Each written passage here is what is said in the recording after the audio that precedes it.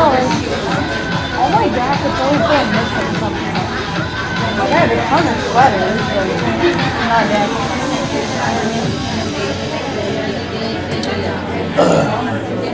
Oh, no.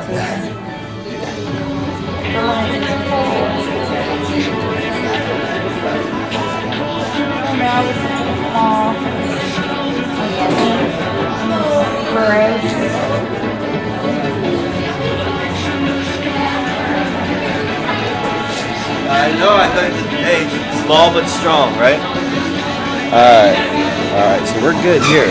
So I think we're good. I'm just wondering if this is gonna work. We're gonna find out about that. If this works, then I may like put you off the hook and while I'm cutting. But if it doesn't work, then I'll put you on the hook. Alright, let's see.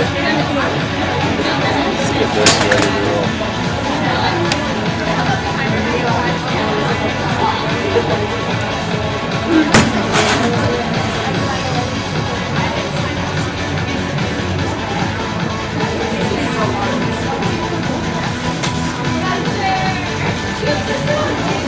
You guys are awesome. You're gonna get hired. Keep working hard. You might end up getting hired. I need a job. That's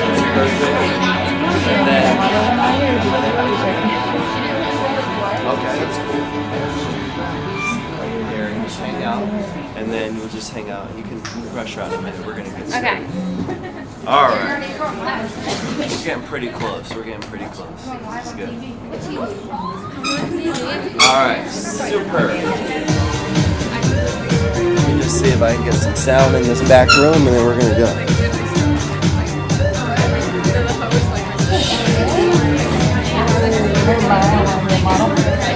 Fire's short enough.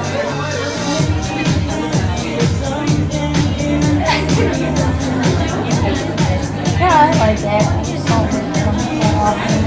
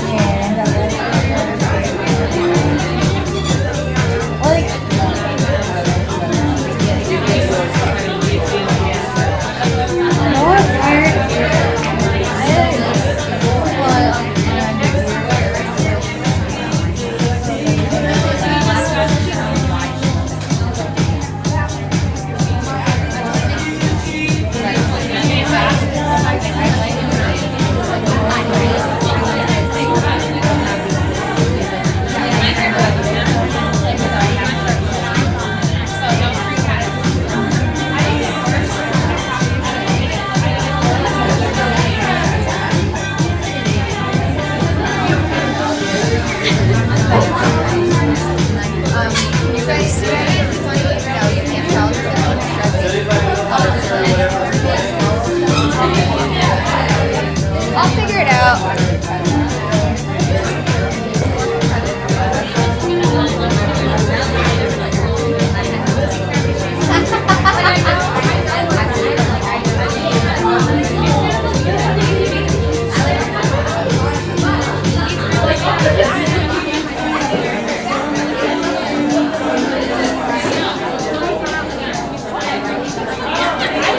She's like,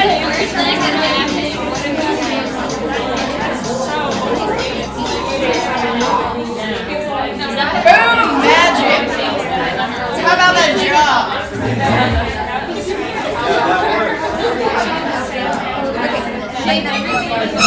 Alright. Figure it out. Right here with box color. That's super weird. Oh, nice. Set the mood. How's everybody doing tonight? You guys doing all right? You guys been sitting here forever wondering what the heck is going to happen tonight? All right, well, it's about to happen. What's that? The pants are intense. All right, cool. Thanks. The pants are intense. So, you know. So we're gonna get started here in just a second. And I know there were a couple other people that were interested in haircuts, so that's going to possibly be an opportunity as well. So we'll kind of go through that as we go. And I'm going to start on the haircut. But first thing I want to do is just kind of introduce who's been at a guest artist from the Salon 1.0 before? Anybody? So we got a few of you guys. So it's probably been maybe a little while. So you guys may be getting closer to the next phase of your career. But I am the founder and CEO of the Salon Project 1.0. We're a company that started in Oldsmar, Florida, which is right down the road. Currently, we have 3 locations in Tampa. And also, my business partner and one of our top stylists is going to be here, and she actually just stepped in the room. So she's going to be doing some work up here too. So after we have our intro, we will then go into talking about those other models, so she can see if there's an opportunity that she'll cut one of the other models' hairs, I guess we could say. And with that, we're going to have a lot of fun. And I think we have until like 7:30. So more than enough time to expand your mind. So somebody asked, what are we doing tonight? And I said brain surgery, because I do consider myself a part-time brain surgeon, and that's what these pants represent. This is my brain surgery uniform. So just so you know. So we're gonna start with a little intro, and then we'll kind of go from there.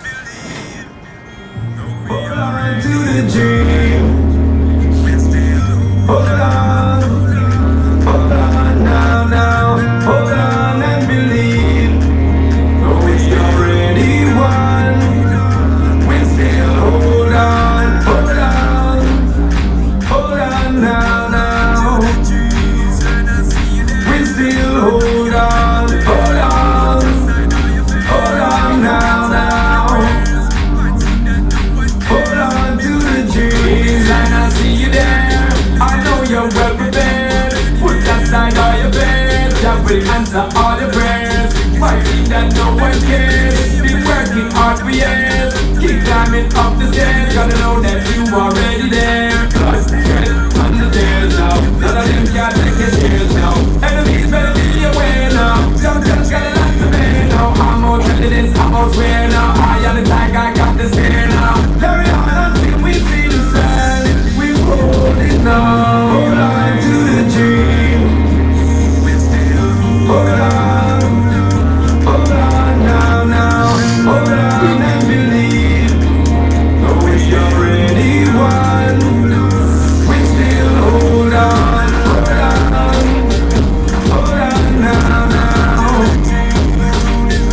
We still hold on now.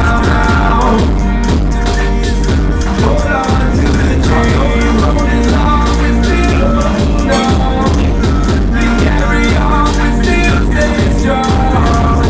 This day is long, but tomorrow will come. Hold on now. Cause now be the strongest fish. Although you know so the board is deep. Pain and trouble and trial and grief, but you must go for you must want it. All times never will get you beat, and you never will get defeat. From your whole and strong concrete to the work, can't talk this shit. Hold on to the dream. Hold on now.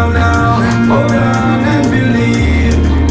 Though we already won, we still hold on now.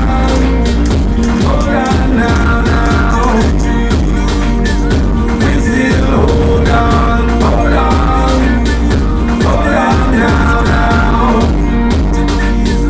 Hold on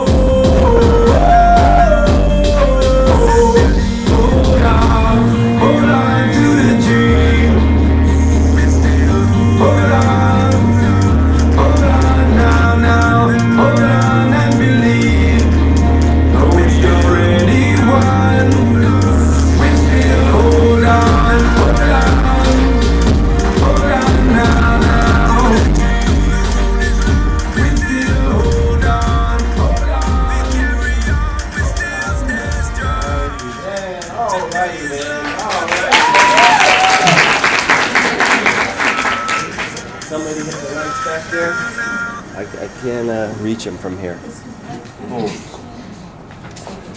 So that's a little bit of, hello, wake up.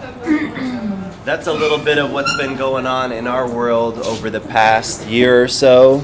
So a lot's happened since, even since I was just here for day school, we had our whole team here. Was anybody here for that?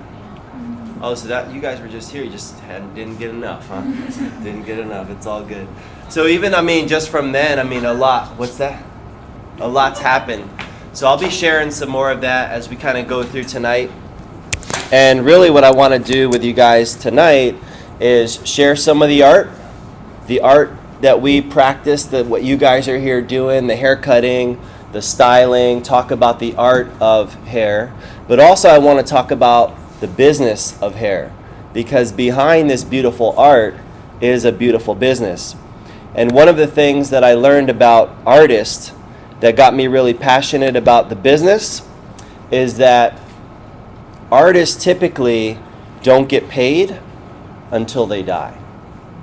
And for me, that's kind of a problem, because I kind of got things that need money, right? I've got these two little freeloaders I'll tell you about later.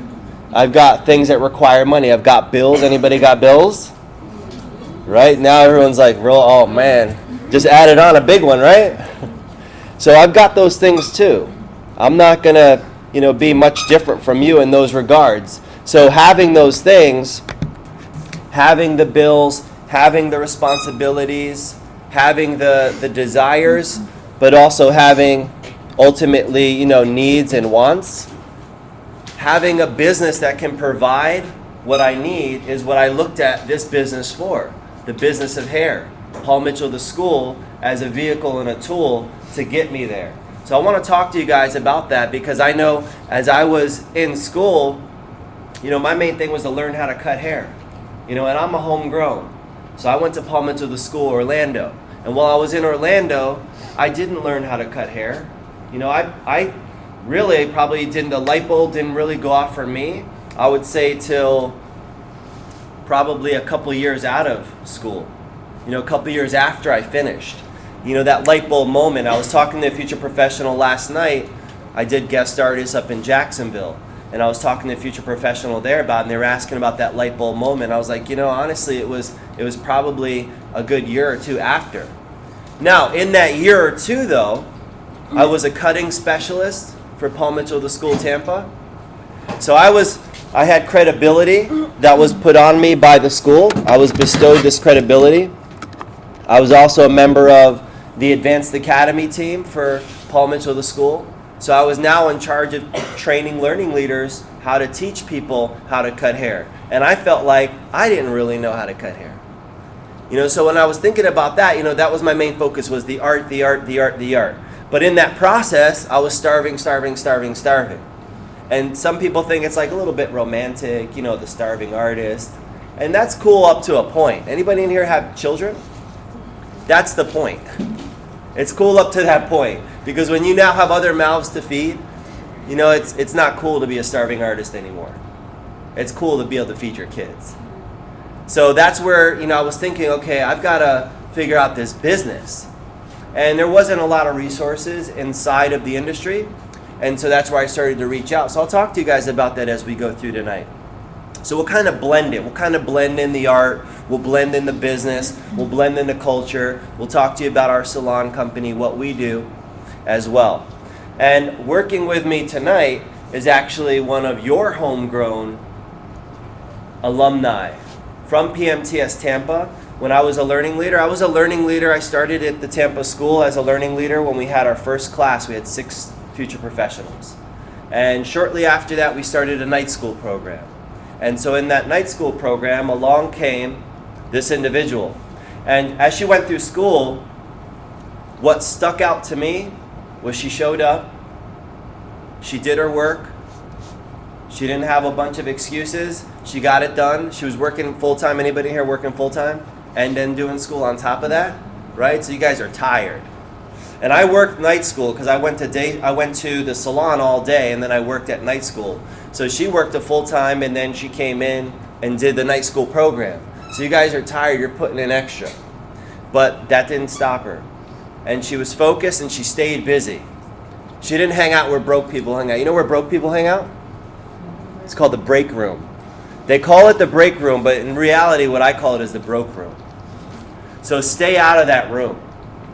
Nothing good comes out of there. There's no money to be made there. There's no guests that are going to come get their hair done there. The only thing that happens there is gossip, and you're broke. You're not practicing, you're not building your business. You're probably in there telling yourself a story about how you could be doing something, but you're not because something's stopping you from doing something. You know, that's what happens. And as a learning leader, I'd walk through there. You know, little vending machines would be in there. Probably same setup as is here, but this was at our old school. And I'd listen and I'd observe, and I could predict. You know, I could start to look at people and I could say, you know, sorry. You know, I would see. But you know, what I would be able to tell is by those people, you know, what kind of hairstylist they were going to be. Because there's not going to come a point, I promise you, that when you graduate, all of a sudden we insert a microchip and then you just start doing it. That doesn't happen. It starts here. You got to start doing it here. And she was doing it here. So do you think that's going to change when she goes into a salon? And that's what I was looking for. That's what I was looking for. And since then, now in the salon, she's doing big things. And she's actually become our first partner. So she's now a salon owner. So she has partnership in the company. She's my business partner, as well as one of our top stylists. And she came out of this school just 5 years ago. And so there's a lot that can be done if you stay focused, if you find the right vehicle, and you make a commitment to what you're doing, through the trials and through the tribulations. So it's exciting for me to see her grow, and it's exciting for me to watch this whole journey unfold, from being her learning leader all the way to where she's at today. Phenomenal stylist and my business partner. Can you guys please help me welcome Jenna?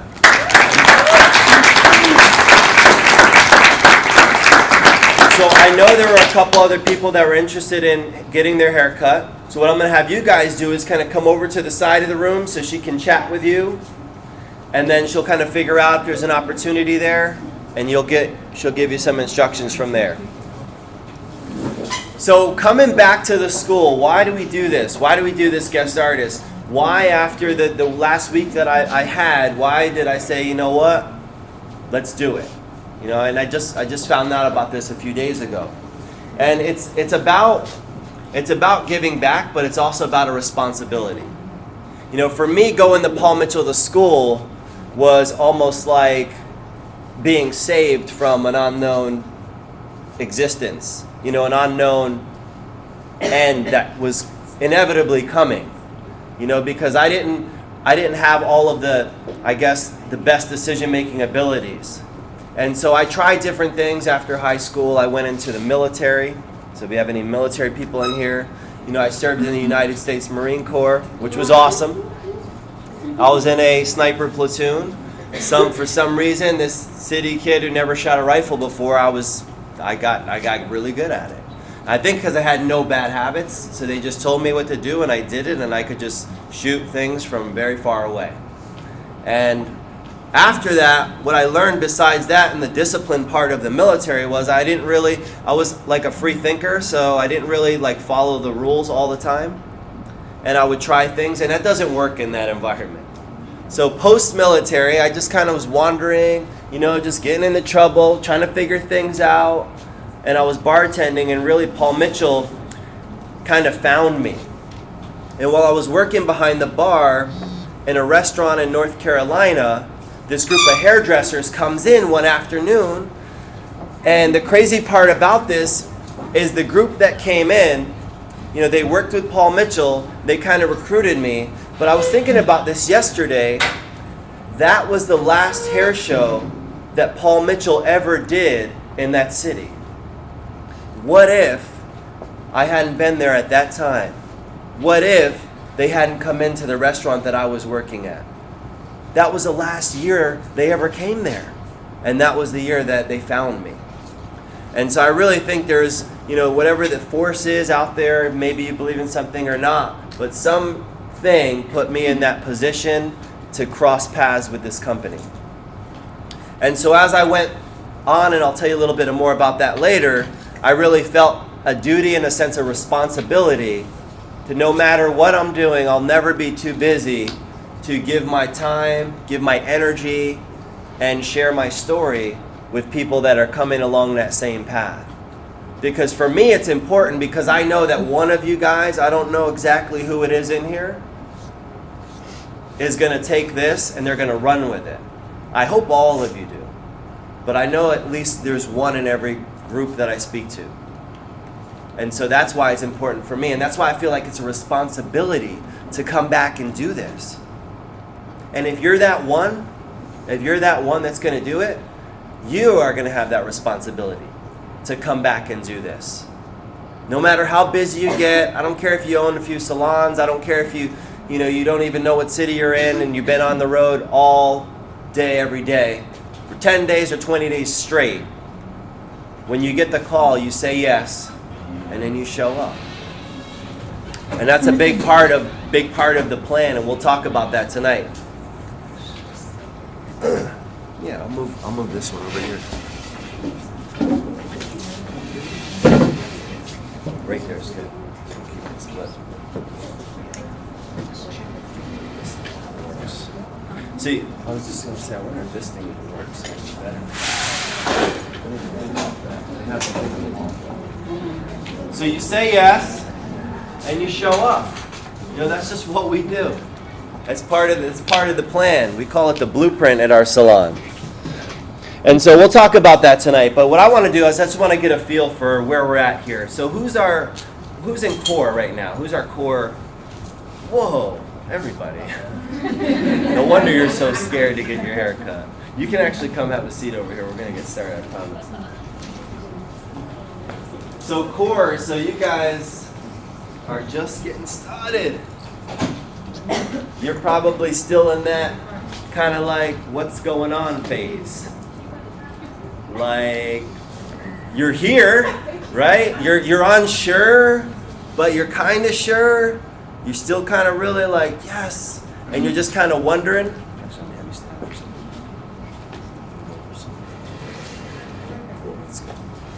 So that's a great phase to be in. Core, I remember core very well, like it was yesterday. Yeah, how many people are, what size is the core class? Is there one in class or two in here? There's one? How many people? 26 people. That's a big group. Ours had 9. What happened? 2 of them died already? Okay. How many did yours have? Ours had 9. 9. And there's only 7 left. Only 7 left. No, we had 10. I had 20. I had 20 in my class. So then what about adaptive? Where are adaptives at? Kind of sprinkled out, sprinkled here and there, a little bit everywhere. Cool. So you guys are now on the floor, you're touching some hair, you're figuring it out. Cool? No, I need to. I got a camera too right here. And what about, let's see, who else is in here? Creatives. Right, creatives, so right? You're so fancy, right? You guys are moving on up. You're ready to do it. You're looking at core like, psh, core. Whatever. Right? It's all good. It's all good. We know how it is. And then what about phase 2?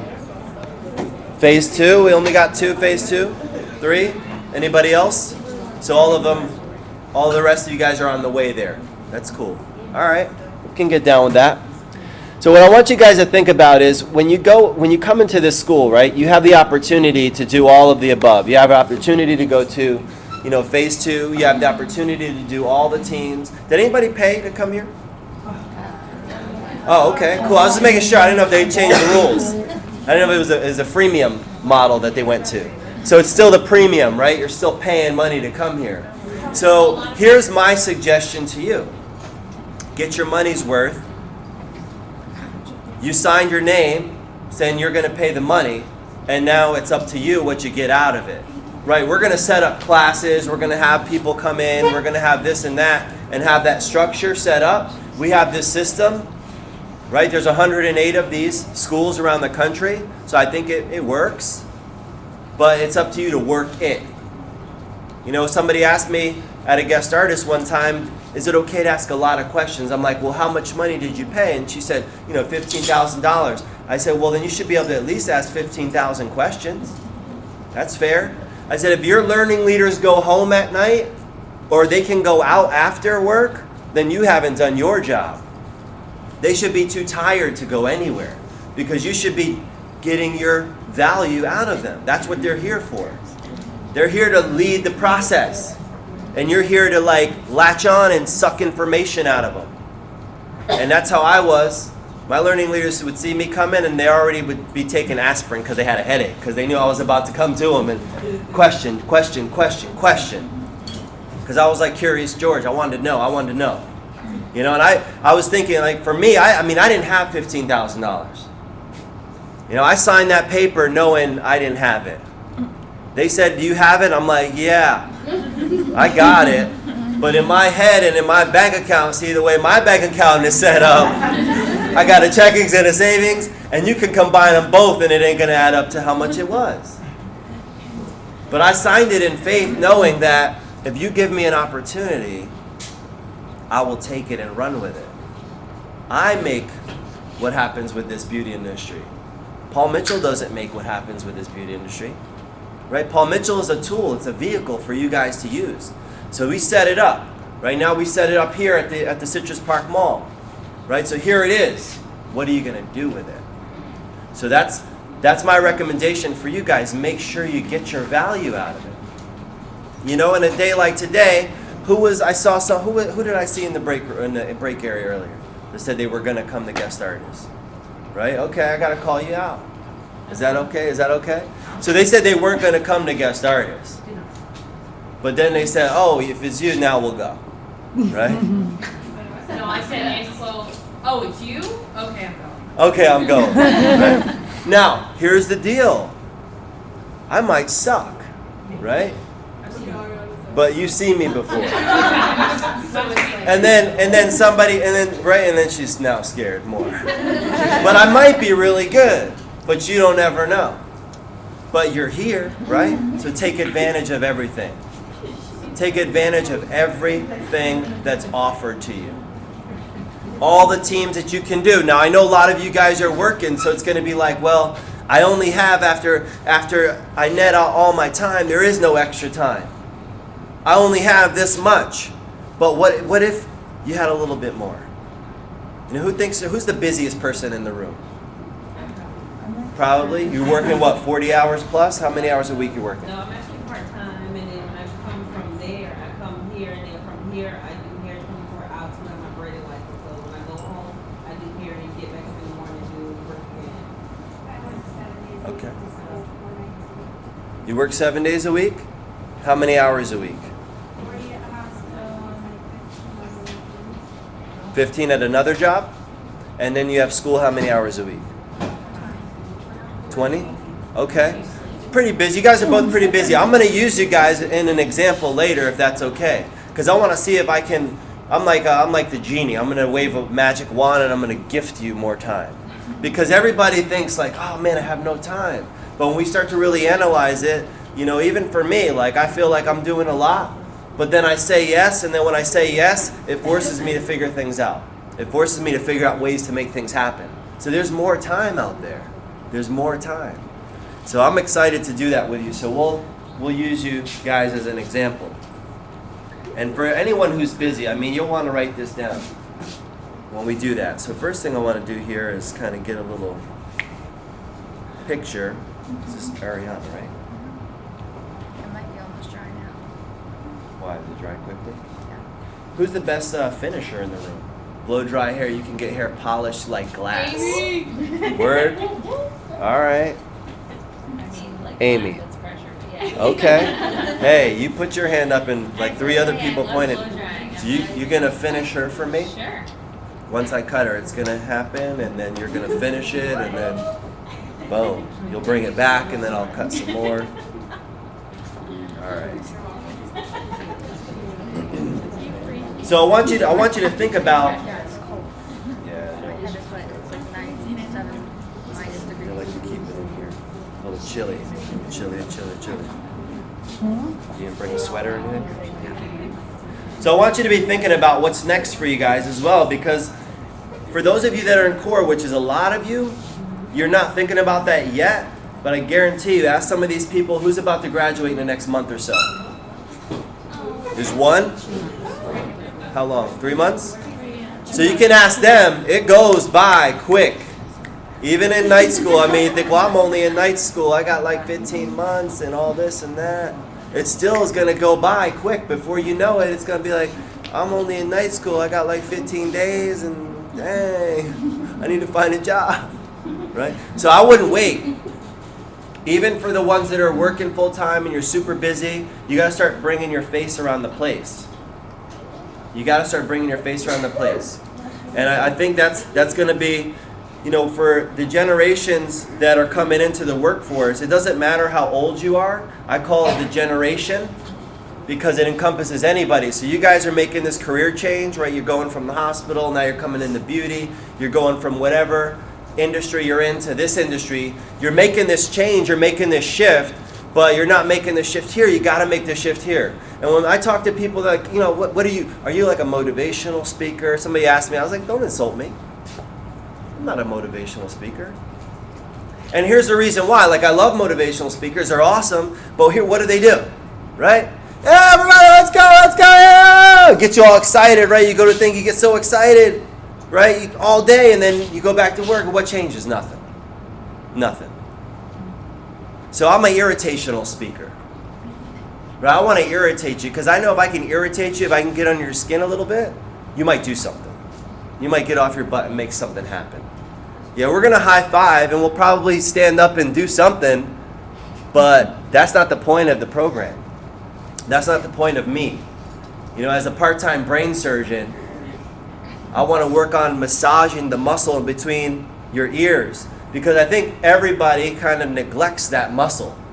Right? You see the pictures on Instagram. What? Hashtag leg day, right? Hashtag glutes, hashtag thighs, hashtag pecs, hashtag who gives a hashtag, right? No one's ever like hashtag working on my mindset. That's what I'm talking about. Where's that at? Hashtag brainomics, right? Hashtag brain flex, nothing. We neglect that muscle right there. We're so quick to think we're going to do all this and try to get that and all this stuff so we can look so cute physically, but mentally we're so out of shape we ain't seen a treadmill since they were invented. And that's the thing that controls everything.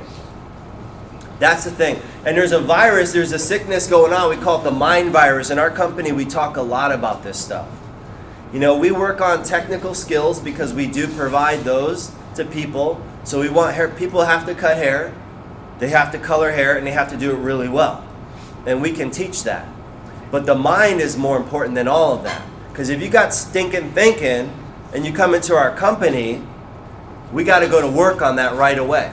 And so when I do an operation like this, you know, that's what I'm doing. That's why I say I'm a part-time brain surgeon, because I work on what's in here, which a lot of us, we don't work on it. Right? If you think about some of the mind exercises that we do, right? Who reads books? Right? And some of us are like, yes! How many books you read? You stuck your hand way up this year. This, I don't know. Oh, okay. So, is it less than 1 is what I want to know. Okay, so more than 5. This year? Yes. More than 10. Maybe. Okay. Awesome. Give her a hand. And the reason why, I'm going to give you one of our bracelets. Here you go. Oh, shoot, you get a bracelet. Yes. I'll talk about these later. I probably have a few. But the reason why I want to give her a hand is because the average person, the average American, the average person reads less than 1 book a year. Okay? And just to put that into perspective, the average CEO of a major company reads 60 books a year. So you kind of can pick a place where you want to live. The average CEO makes 600 times that other person. 600 times that other person. So that's quite a bit of change, I would say. So when I heard that, I'm like, all right, boom, I got to up the quota. 1 book a week. You know, that's my personal goal right now. And reading things on, I'm not trying to find magic wands. I'm trying to work on my mindset. I'm not trying to read 50 Shades of Purple or whatever. I'm trying to work on my mindset. Because 50 Shades of Gray is going to be 50 Shades of Broke. Right? So I'm working on my mindset. What's that? It's possible. So that's what I want you to be thinking about. Up your quota. So if she read 5 or 10, that's awesome. But guess what? You still got time. You still got time. The new year is not here yet. So read double whatever you've read so far this year. Try to double it by the end of the year. And I'll share some of my mentors, books and things that I read. And we actually read together in our leadership group. We have 4 people in our group. And we read books together and then discuss them. It's all about mindset development. It's not on hair cutting. It's not on hair coloring. It's not on hair styling. It's on things like leadership, relationships, attitude, knowledge. Those are the kinds of things that we're feeding our mind. And that's why when you look at our company, we're very young per se, but we got a 22-year-old who's probably going to do $100,000 this year. That doesn't happen all over the place. But it happens not only because he works on his craft, but we've done brain surgery together to keep him sharp and keep him focused. You know, when you're seeing those kind of things happen, there's definitely correlations, and I try to connect the dots. It's easy to look back. When you see somebody that's got a mind virus, you'll know. How do you know? They complain a lot. What do you do about it? You can't do anything about it. So I say it's time to get a divorce. Like, yeah, divorcing people is a big thing. We do it all the time. You know? And I'm not talking about just married couples, right? That happens too. We know that. But I'm talking about, like, looking at my circle, and, like, if you're the smartest person in your group, you need a new group. It's okay. You don't have to say, see you later, dummies. But you need to say to yourself, what's your name? Maddie. You need to say, listen, Maddie, you need to upgrade your relationships. And that's it. And if they ask you if they got any beef with it, your group, tell them that Sunny D told you to do so. I'm going to use that. Say, he told me I need to get the hell away from you guys. I need to Back upgrade off. my new group. If you make the most money in your group, you need a new group. Because you are who you hang around, and you're going to make within $2,000 to $3,000 of the closest 5 people in your group. Within. Could be plus or minus. And so I love my team, but I don't spend a lot of time with them all of the time outside of what we're doing. We're training, I'm doing some mentorship, but I'm trying to upgrade my relationships, right? Because I can't help them, right? If I'm not helping myself to grow, expanding my knowledge, expanding my level of thinking. So constantly looking to upgrade your relationships. We might. Oh, you have some? Thanks. All right. So we're going to get into this first little haircut here on Ariana, who looks like you just had some fresh purple ink works done, possibly. Just a wild shot in the dark. My hands are slightly dyed. By the look of her scalp, I would say it's probably fresh. So what I'm gonna do with her hair, she's got a little bit of wave, she's got some hair as well. I'm gonna do a little bit of a disconnected haircut for her today. And what I look at is, you know, I have 30 seconds to look at everyone that's like, I want a haircut. So I'm looking at bone structure, I'm looking at texture, I'm looking at just the surface, and then it's like go time. And if you guys are thinking about, you know, being a platform artist, like I just got back in town, we're running, you know, 20 minutes behind, got here, got to get set up, don't have a lot of time to sit down and say, So tell me about your life and your hair, All I can all your say dreams and aspirations. about like down here, I was like, I don't have time for all that, right? I gotta go. I got 50 people like sitting here like, okay, here we go. So I've got to make decisions quick. So I want to know limitations. She had none because I already took that off the table. That was my first thing I said. No limitations, come up. And then she got a little scared, which is natural. So I worked on it. I thought about it while she was standing there, and I convinced her without saying anything to her. I just said, only thing I said to her was really, I was like, this haircut's for you. I'm here to cut your hair. That's why I'm here. And she said, okay. She was on the fence, but it's going to be cool. So with that, what I'm going to do is I'm just going to kind of separate some of the hair from the top and leave some of the hair on the sides. And she's got a lot of hair, so I know a couple things about that. A lot of hair adds time to anything. Adds time to coloring, adds time to styling, adds time to everything. So if I'm able to take out some of this hair, take out some of the weight, I can give her back some time. And that's all we've got, right? We've just got time. So if I can give her back more time, make things a little bit easier for her, then I think that she'll be a guest for life. Because I've never had a guest, I've never talked to a guest and I said, hey, let me ask you something. How long do you want to spend on your hair in the morning? And they were like, oh, well, 2-3 hours. Nope. Number one answer, as little as possible. None, actually. Can you do something that could make me actually just get out of bed and look great? Well, I'm good, sweetie, but I'm not that good. But yeah, it's always less and less and less. Like less time. I don't want to spend any time. Less time, little as possible. Little as possible. So we're constantly working on technique to be able to do that. breathe, girl. Sorry.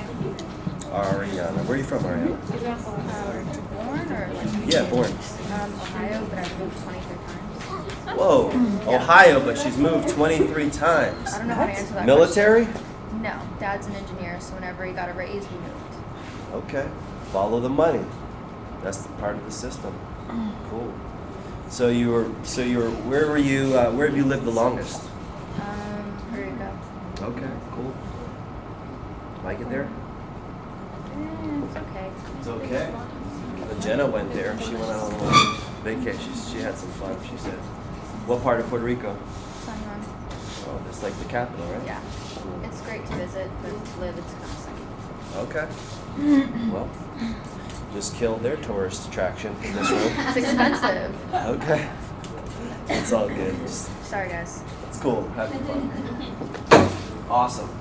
So we're going to go in, and I'm going to work the underneath. Now, I know something that she's kind of, considering is like, how short is it going to be? She likes the angle. She said asymmetrical. I want to remove some of this weight underneath. I'm going to disconnect the top a little bit. But what I want to do is I do want to keep a little bit of length around her face because I know that's going to make her feel a little bit more comfortable.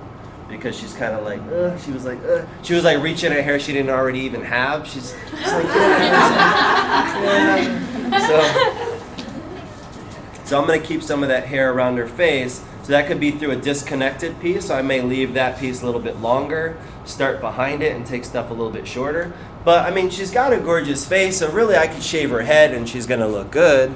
But she's, still kind of like easing into it. Say we did. So I'm going to work with her because I want to see her again, right? So I want to be able to build a relationship and have her know, hey, it's not going to be the scariest thing ever.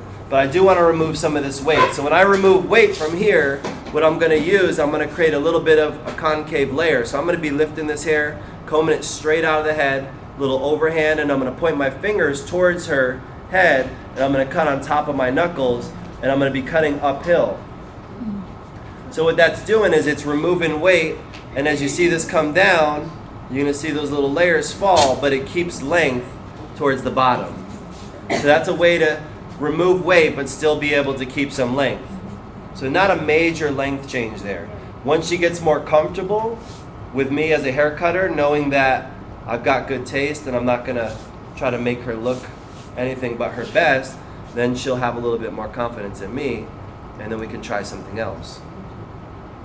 This is basically what I would call this would be like phase 1. This would be Ariana phase 1.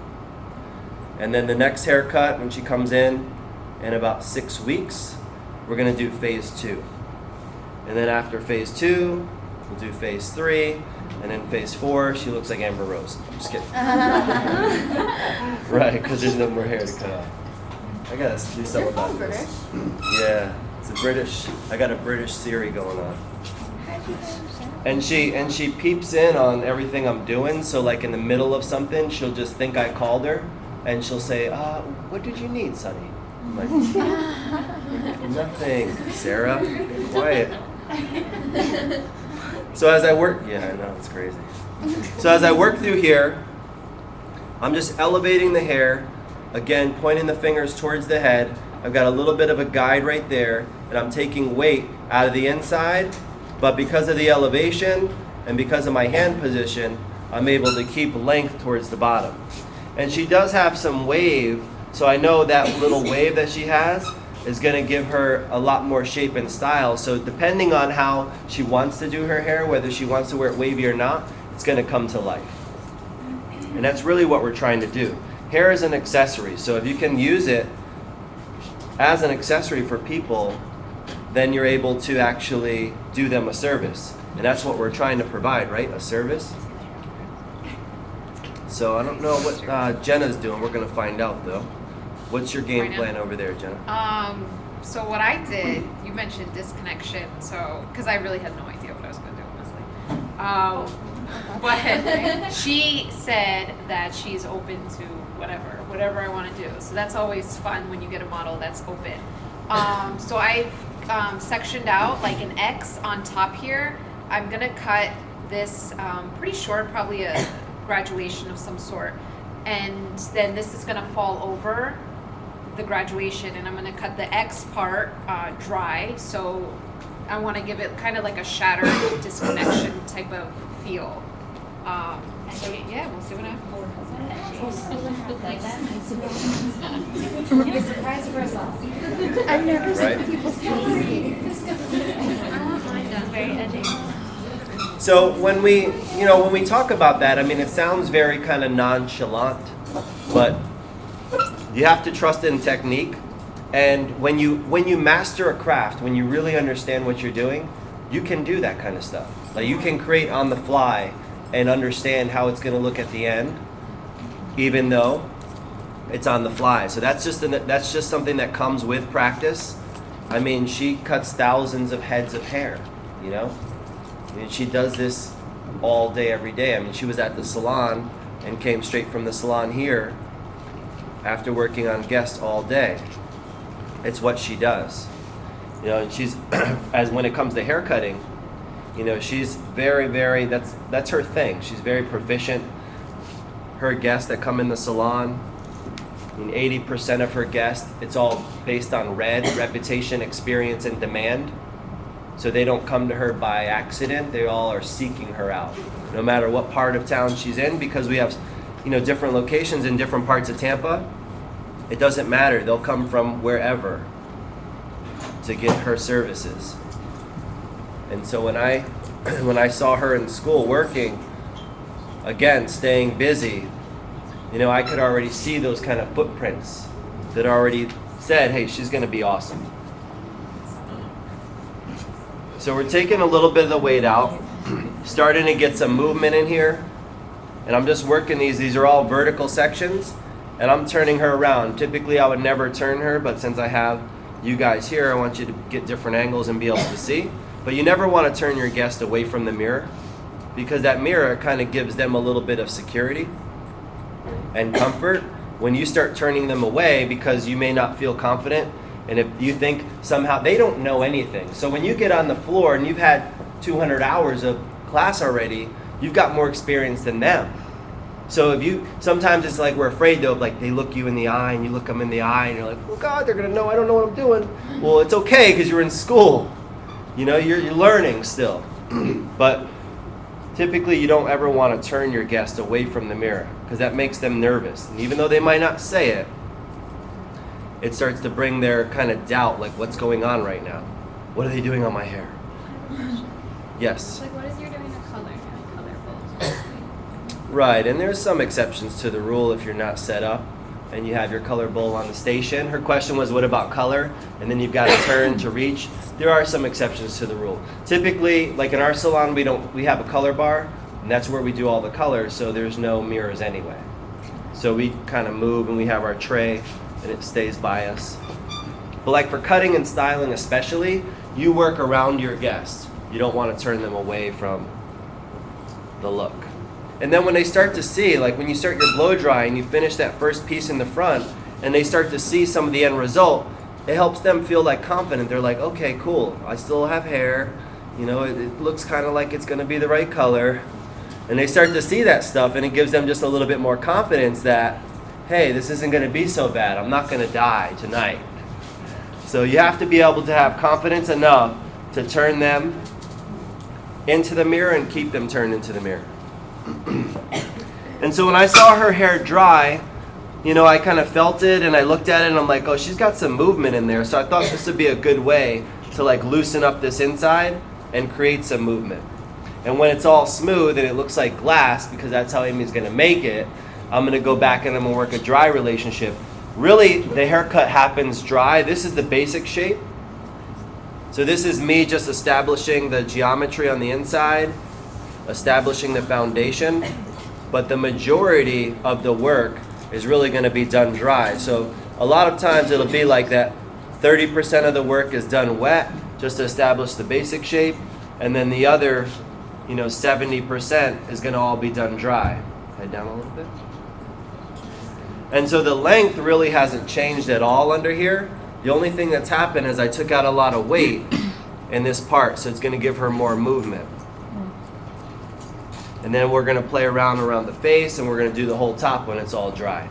So that's a concave layer just on the inside, just using vertical sections, all about finger angle, elevation, cutting short to long. So it's all short and it gets long. So that shape, as it grows out and expands, it's going to be like this, and it's going to swoop in. So it's going to keep her nice and slim right through here. What that does is then it takes advantage of this real estate, her face. It helps bring out her bones. You know when you pull somebody's hair away from their face and you can really see their bone structure? That's what it's all about. Sometimes people have too much hair around their face and it never shows off their greatest assets. You know, I had a model just the other day and she had all this hair covering up her face. We took away a lot of that hair, but still kept it feminine and long in the face. But on different parts of it, we took the weight out. Totally changed everything about her look. Unbelievable what can happen. Just with a little bit. Doesn't have to be a lot. So we'll see when she's all dry and she's all smooth, we'll see what we want to do. Now with the front, we want to do what's called a flexible fringe. So this whole area, right from here, and how do you determine where the fringe is at? You just look at the eyebrows. Where the eyebrows arch, the reason that your eyebrows arch, except for some of you that may have drawn them on, but the natural spot where they arch, that spot is because your skin is being stretched around your frontal bone, and that's what causes your eyebrows to go up. So if you can notify like where that arch is on an individual, like looking at everybody, then you know that's the corners of the frontal bone. And then if you take that point and you connect it to where the comb would come off the head, if you were to set the comb right in the hairline and see where it comes off the head, that's the top of the frontal bone. You connect those points and it looks almost like a triangle.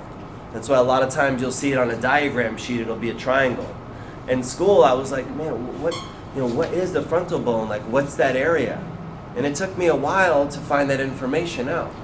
So I wanted to share that with you guys. So when you're working a fringe area, it's going to be from there to the corners, but this whole area, I want it to be blow dried back and forth with no part at all. Just so there's flexibility. We call it a flexible fringe at our salon, so we can have options. So when it's all dry, I can get creative with that part.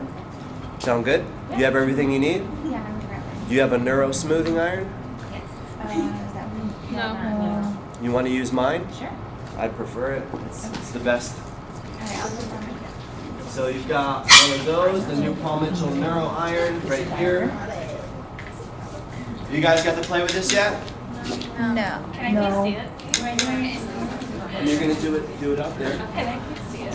The neuro? This is so beautiful. Yeah, so it's got the isotherm titanium plates. Unbelievable. And then you're gonna go with her. She's gonna get you polished like glass, right? Like glass. Every little piece, Every little piece. especially that hairline. Especially. The hairline's a little tricky. Alright. Put a little pressure on Amy. No big deal. No big deal. Awesome. So as we're working into the hair cutting, right, you're thinking about a couple things. You're thinking about design. You have to think about face shape. You have to think about bone structure. The key questions that I like to ask every single guest when I do a consultation, if you only could ask 3 questions, these are the 3 that I would choose. First thing I would want to know is about budget, right? What did you budget for your hair care experience? I also want to know, what did you budget for your time? Because I can give you a redo.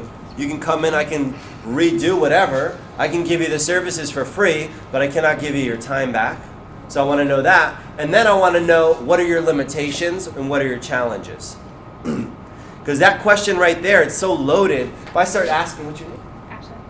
Ashley. If I start asking Ashley, like, what are her limitations or challenges, and if I forget to ask her that, right, and all of a sudden I go through this whole long, drawn-out consultation, and she's like, yeah, but it's just like, I just need more volume.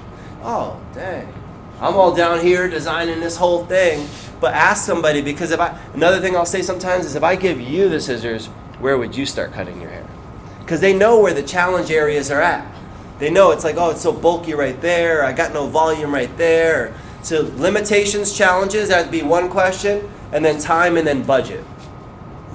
The budget tells me what kind of experience I'm going to design for that person. So if you tell me you've got $100, here's what I do. I say, okay, 80-20 is the formula for most things in life. 80-20, if you don't remember anything else tonight, remember 80-20. When you're building a clientele, you want 80% to be on your reputation, 20% to be new. When you're designing what your ticket looks like, you want 80% to be service, 20% to be retail. If you own a business, 80% of your revenue is going to come from 20% of your working team. It's always 80-20. Always 80-20. If you took this room right now, what the 80-20 mix would look like would be like 20% of you are going to be responsible for the 80% of the biggest things that happen in the beauty industry in the next 20 years. 80-20, 80-20, 80-20. 80% of our work gets done. Think about it. You have this thing called a worksheet. You know, in the last 20% of time, a lot of us, before it's due, that's when we get 80% of the worksheet done. Is that not true? It's 80-20. It's 80-20. And that's okay. 80-20 exists for a reason. So as you're thinking about it, I want you to be okay with saying $80 is going to be for service, $20 is going to be for retail, take-home tools. Paul Mitchell has all kinds of tools. So 80-20 is the mix. 80-20. What's the mix? 80-20. 80-20. So if you tell me you have $100 to spend, I'm going to design a service experience for you for $80, and then the other $20, I'm going to make sure you have at least 1 or 2 products to help recreate the look. A lot of people don't think like that. And just think about this. Who has a bank account here? Like a savings account, checking account, credit card with that same bank? Right? Here's the philosophy behind that. The bank's like, hey, we're offering free checking. Anybody ever got that? Right? Because we want to get at least one service in your hands. And once we have one service in your hands, then we're going to say, well, we should open up a savings account. And then when we got a savings account, that's 2 services, well, we should do like maybe a credit card or a home loan or this or that. The more services that they can get you experiencing, the more products and services, the more likely you're to remain a customer for life. So if you come in and I just give you a haircut and that's it, I got a 30% chance of retaining you. If you come in and get a haircut or color, I got about a 50 to 60% chance of retaining you. If you come in, get a haircut, a color, a treatment, and a take-home purchase, I got an 87 to 90% chance of retaining you. Because you've got multiple products, multiple services, you're now invested in my experience forever. So you want to think about that. When you're servicing a guest, never let a guest just experience one thing. Just because that ticket says haircut, that's just how it started. That doesn't mean that's how it's going to finish. It's going to be up to you to take that haircut. It's just like a baseball player. Anybody watch baseball? Ever? Right? So here's the deal. If all you can do is one thing, you're not going to be MVP. What made somebody like Derek Jeter was so special is because he could do a lot of things that made him an asset to the company, or in this case, the team that you play for. So if you can take a ball and you can be like, okay, we need a double, I can hit a double like on command, you become more powerful. If I give you a guest, that guest comes in and it's a haircut and all you do is turn it into a haircut, it's not very powerful. If I give you a haircut and you turn it into a color and awapui treatment, 2 bottles of take home and a neuro smoothing iron, damn, that's what's up. Okay? That multiple services. And I didn't really understand that concept.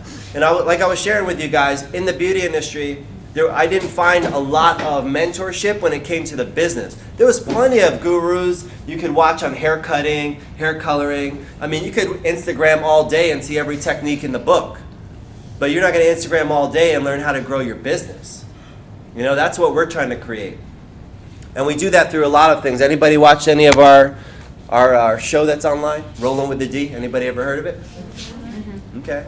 So Rolling with the D is a daily show that I do that it's called Rolling with the D, Hacking the Bob. Now the bob is not the bob haircut, it's the business of beauty. So the business of beauty, it's where I'm out there just doing a show to help educate beauty professionals or beauty industry peeps on the business that they're in. So I talk about everything from, networking to multiple services and products to working social media, you name it. I did a show about depressed billionaires because everyone's like, I want to be a billionaire so freaking bad. Well, you find that a lot of billionaires are depressed. So there's all of those things, on that show, and I'll show you how to get in touch with that. But I definitely would invite you guys to tune in. And it's a daily show, and then it's on Ustream TV, but it's also, we put them up on YouTube and things like that. And it could be anywhere from 30 minutes to an hour. And we stream them, and you can always leave questions and comments, so if you want to interact with me. But that's really why I dedicate that show to people like you guys. And there's some other projects that we're working on as well, as I'll tell you about as we go through tonight. So who were my volunteers on the time thing? You were one of them, right? For the what? The time that we're talking about, the time. You were one, right? You were. So tell me again about your workflow. I need is a lot of stuff that I don't have, but we're gonna be all right. What you need? Like a whiteboard, or we'll just do it out loud. Who's got a calculator? Yeah. I do. Everyone does. You have a smartphone or a dumb phone, you should still have a calculator. Okay, so you ready? What's your name? Carla. Let's give Carla a hand. She has no idea what's going to happen, so she's just being brave right now. So it does take a lot of courage, even to volunteer, to do this. But what we're going to do, and you guys can do it on your own agendas, on your own schedules, what we're going to do is try to magically give Carla a little bit more time. So I want to just do a week. We'll just start with a week. Everyone pretty much knows what their weekly schedule is, right? You got school, you got work, you got this, you got that. So we're going to start with a week, and in a week, what we have is 168 hours. That's what we start with. So that's what I'm going to put at the top of Carla's week. Now, you said you have a job, right? At the hospital. And you work how many hours a week? So we're going to take away 40. She's already down to 40. Now, taking that away, I want to take away the big stuff first. So what's your next biggest thing? You have school. How many hours is that? So we're going to take away 20 from that. And then what's the next biggest thing? You had a part-time job, 15 I think it was. Is that the next biggest you would say? So we're going to take away 15 from there. And then we're going to start to go through, as we look at her time, we're going to think about like how many. Is anybody doing this with me? I am. Where are we at? Right now, we're at 93. Cool. And so I want to think about that you have 7 days in a week. Do you sleep every day, Carla? Yeah. How many hours a day? During the week, I go to sleep around probably 12:30 at night and get up at 6:30 in the morning. 1:30, 2:30, 3:30, 4:30, 5:30, 6. So that's 6 hours times 7 is 42. So take away 42. Take away 42. So we got your sleep covered. Do you eat? How many meals a day? 3 meals a day? How long should we say each meal? 15 minutes, 20 minutes? I probably, my lunch is like 40 minutes at work and then. Damn, you got a long lunch. It's nice. And then I get, and then probably 15 minutes if I eat anything else. 15 minutes if I'm at home. So that's about an hour then. An hour for eating a day? Times 7, that's 7 hours. So let's take away 7. All right, now do you bathe, shower, stuff like that? How long is your shower? 10 minutes? You do one a day? Well, morning. Okay, so we'll say 7. We'll say that's an hour. So we'll say we'll take another hour off for showering. Well, she said 10 minutes in the shower. Times 7 showers, that's a minute and 10. So it's, it's roughly, we'll say an hour. Let's do one, let's take off 1.5 hours. How about that? Total, 1.5. Okay?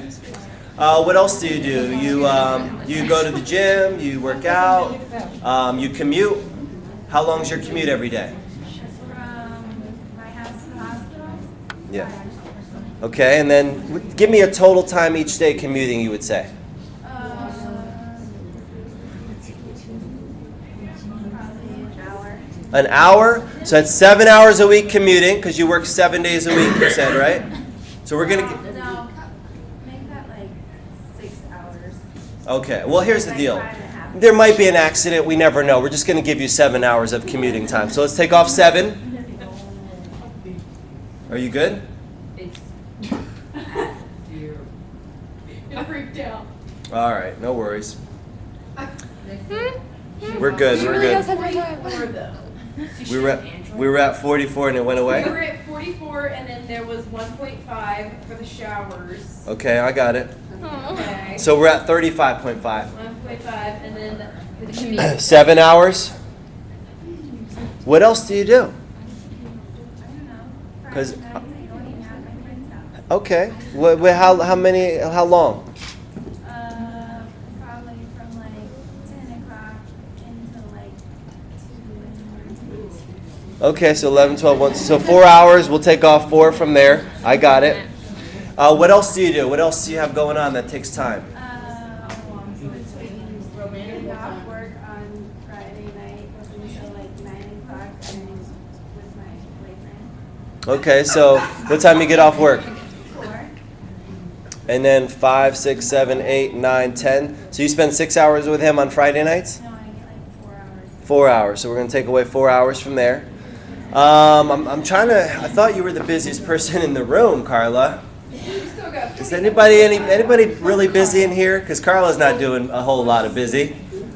Anybody really busy in here? Now here's the thing, and I'm just teasing Carla a little bit. But with everything she did and us giving her more time, she's still got 27 hours in her week.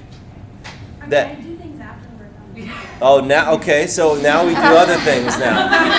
Okay, the boyfriend, is he getting more time than we're talking? Or? Okay. Okay. Whatever happens. So the whatever happens time right now that Carla has is 27 hours of whatever. That's a full day. So I want you guys to think about that. I mean, if you think that you're busy, because we all think that we're so busy, like, do you feel like sometimes you got no time? Yes. You feel like sometimes you're like just too busy? I feel tired. You feel tired. Okay. No, but I want you to think about that. When you do your week, if you do this for 1 week, I promise you your life could change. If you track your time for 1 solid week and figure it out. I mean, because Carla's got 27, even if we gave her another 10 hours to just sit around and play Candy Crush, she's still got 17 hours unaccounted for. We could give her 20 hours to sit around sucking her thumb, and she's still got 7 hours. So we're finding right now 27 hours, what happens to that time? That's how you build your business.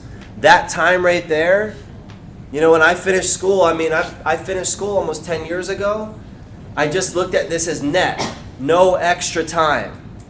Net. I started my company only 5 years ago. No extra time. And that's how we're able to do more. You know, so when I look at an opportunity like today to come and speak to you guys, I'm like, well, here's what could happen. I get up at the hotel, I'm in Jacksonville, drive back, I'm going to get here. Even if I sleep in, I get here 5:30, I come work with you guys, and then tomorrow I can catch up on stuff. Like, why not? No extra time. Net. We call that net time. So even if you're thinking right now, like, you know, does anybody else feel like that? Like sometimes you got no time? You got to search for it. You got to find it out. So that's going to be your home play, to go through your time and find out, where did all my time go? Where did my greatest commodity, where did my asset go? Because I know, and like you say, like you feel tired, right? Because you're go. But go. If you track it and you got 27 hours, what would you do if you just found out you got 8 days in the week? Because this was 7 days and you had 27 hours. So now she's got a whole day that she can play with. There you go. So she's got a whole day that she can play with. So I want you guys to do that. I want you to be thinking about that, because some of us are thinking like, you know, we're working, we're doing something, but a lot of times we're moving a lot. You ever meet like somebody that's like super busy, but they don't get a whole lot done? Like they're just busy. You know, they're just like busy. They're always here, they're there, and you come back at the end of the day and they really haven't done anything. You know, but they're on the go. It looks like you're doing a whole lot.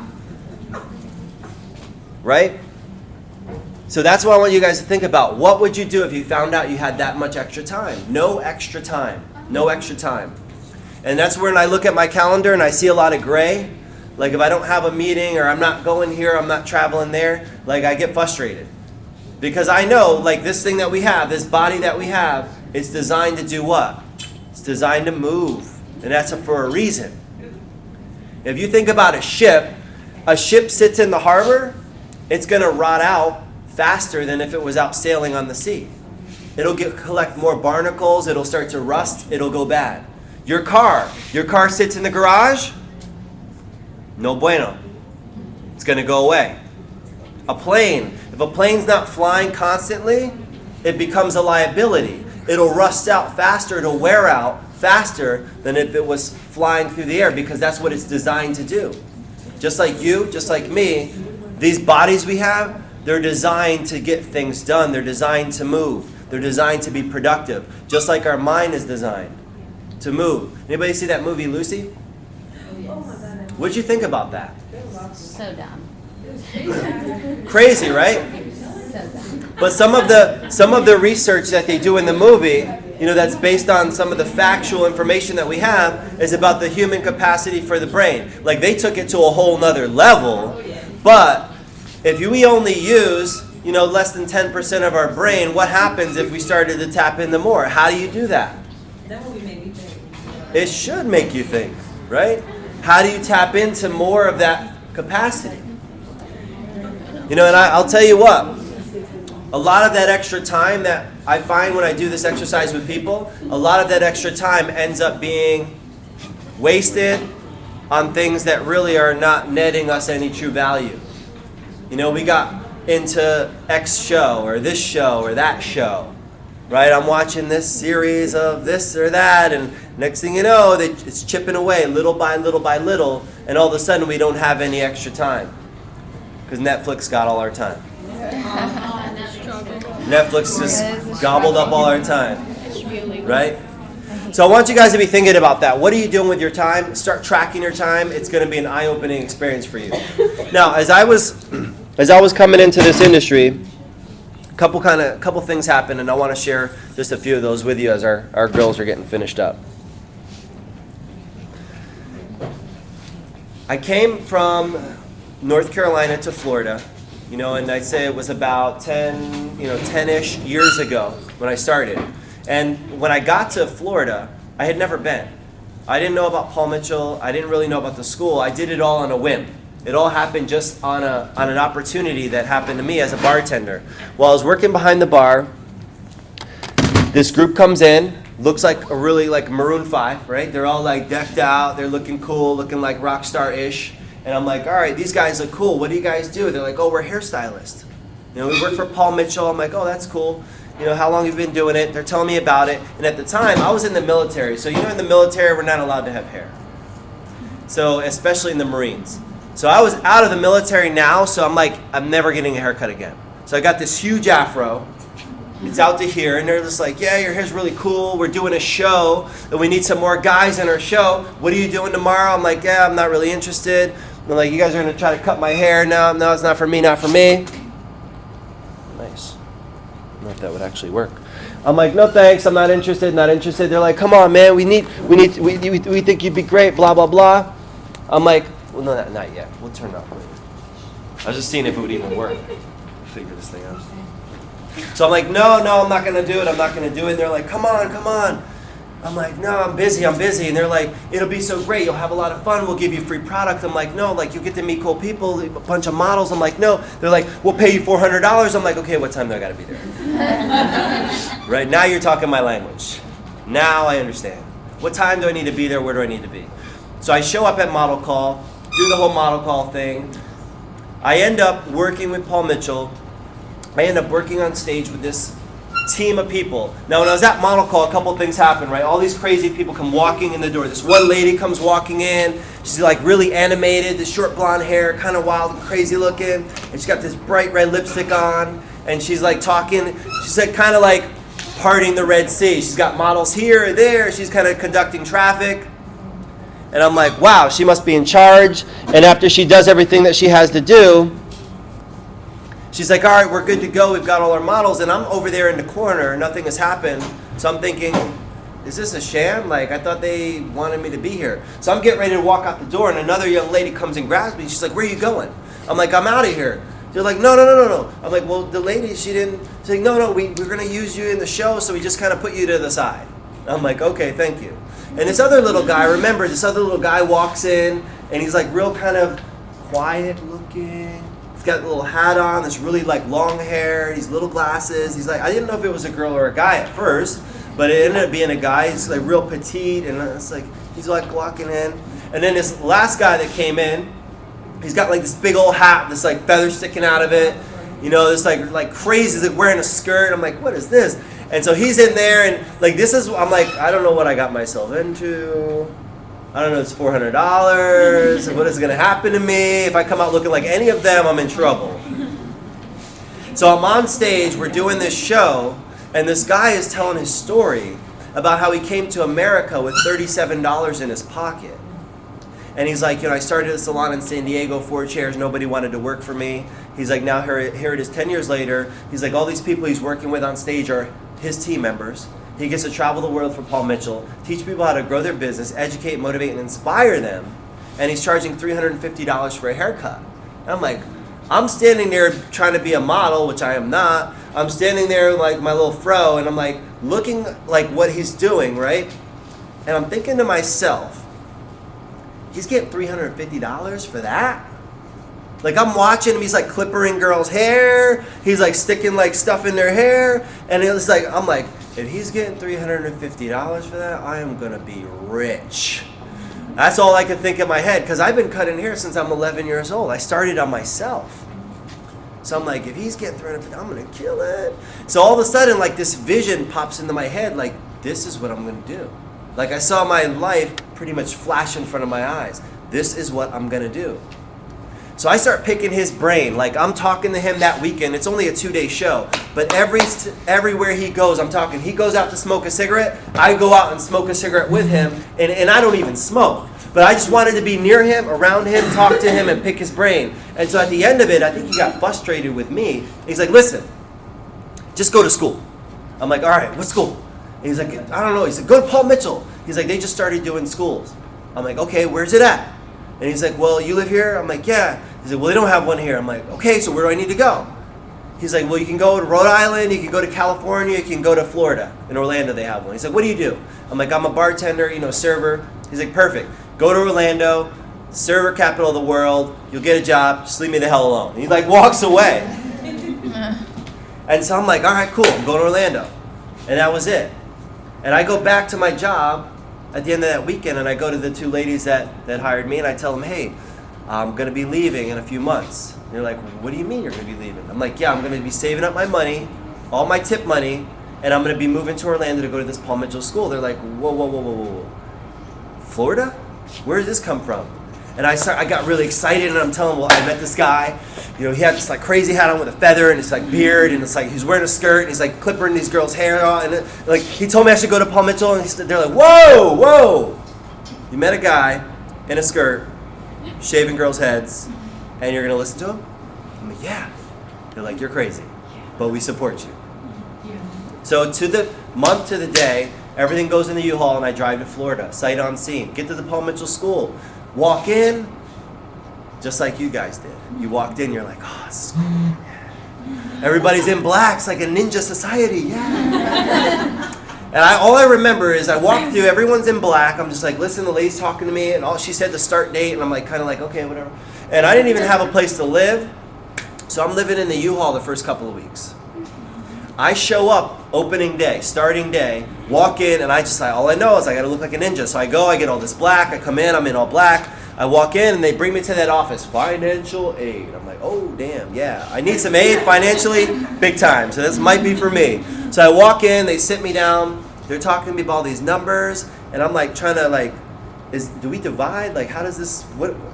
You sure there's a comma there? Is that supposed, how much is it? And as I'm talking to them, a lady comes in and grabs me. Her name is Tara. She comes in and grabs me by the hand and like, can we borrow him for a second, and takes me. I'm like, oh boy, here we go. She's probably gonna go put me in a corner somewhere. And we're walking, and all of a sudden I'm in this group of people, and I got this stupid look on my face. And we're all like walking like cattle, and like they got a stupid look on their face too. And we're like, yeah, where you going? You broke too? Yeah, me too. Okay. We're walking, and all of a sudden we start going into this dark room, and then people are like, ah, they're like throwing stuff all on us, and paper and mache or whatever it is. I'm like, what is all this? They must love broke ass people around here. This is great. This is great. It was the first day of core. So I'm in core for a week. No contract signed. No money's paid. I'm like, this must be the try before you buy a program. All right, I can get down with this. So I'm thinking I'm just going to be in there, trying it out, and see if I like it. Whole week goes by, they're giving me stuff. I got these fake heads. I got some scissors. I got a blow dryer thing. I don't even know what this little thing is. Oh, it goes on a blow dryer. Okay, I got that thing. I got all this stuff. I'm feeling official. I got books. I'm like, what? I'm loving it. End of the week, they bring me back in. They sit me down. By this time, I'm like, I'm so in. I don't even know, like, I'm just like, yes, and they're like, yeah, it's gonna be 15 grand. I'm like, yes. And they're like, you got money? And I'm like, yes. And they're like, whoa, no. Like, you have a cosigner? No. Wait, so how are you gonna pay? I don't know. What are my options? They're like, well, there's no options. Like, you're gonna pay, it could be this much a month, and they're like writing the number down real big. And I'm like looking at the lady, and she's like, okay, so this is how much it's gonna be. Is that gonna be okay? And I'm like, yes. And I signed up for it. I didn't know how I was gonna make it happen, but I knew that was my shot. And I had to make it pay off. I'm like, and if he can do it, I can do it. And as I stand before you, I mean, I'm not a scholar, I'm not a brainiac. I'm a part-time brain surgeon, as I told you. But I never went to school for this business stuff. I went to high school, barely made it through that. At 15 years old, I was homeless, living in broken down cars on the streets of Connecticut. Barely made it out of that. Military was like my free ride to get out of what I was in and to get away. So this was the opportunity to actually, hey, you got a legitimate chance here. They're not judging you. They're not looking at your past. They don't care about that. You just got to come up with this money, pay this, and you got an opportunity here. What are you going to do with it? That was what I was faced with. And I sucked.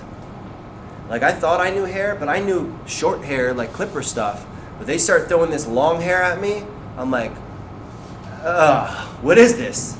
You know, I was in core. The biggest highlight of my core career was getting a round brush caught in a girl's hair and she almost had to go home with it. That was it. That was it. And I came out of core one day. I'm like walking down the hall, like I was stressed out, right? Going to the bathroom. And this guy stops me. And you guys know Julio, the director. It was his father, Julio, the owner of the schools. He stops me in the hallway, right? You know, he's like, "Are you Sonny?" Well, he's shorter than me, so he's like, "Are you Sonny?" I'm like, "Yeah, I am." He's like, "You know, we had a guy in there that was in your class, and his name's Kevin, and he's helping me out, and he said he talked to you for a few minutes, and you impressed him, so I don't know what you're going to do with yourself, but when you finish school, we're building another school in Tampa. You got a job there if you want it. Just wanted to let you know." And he walks off. I'm like, "Got a job doing what?" Getting round brushes stuck in people's hair. That's my specialty. You know, this is me. I'm in core. This happens to me.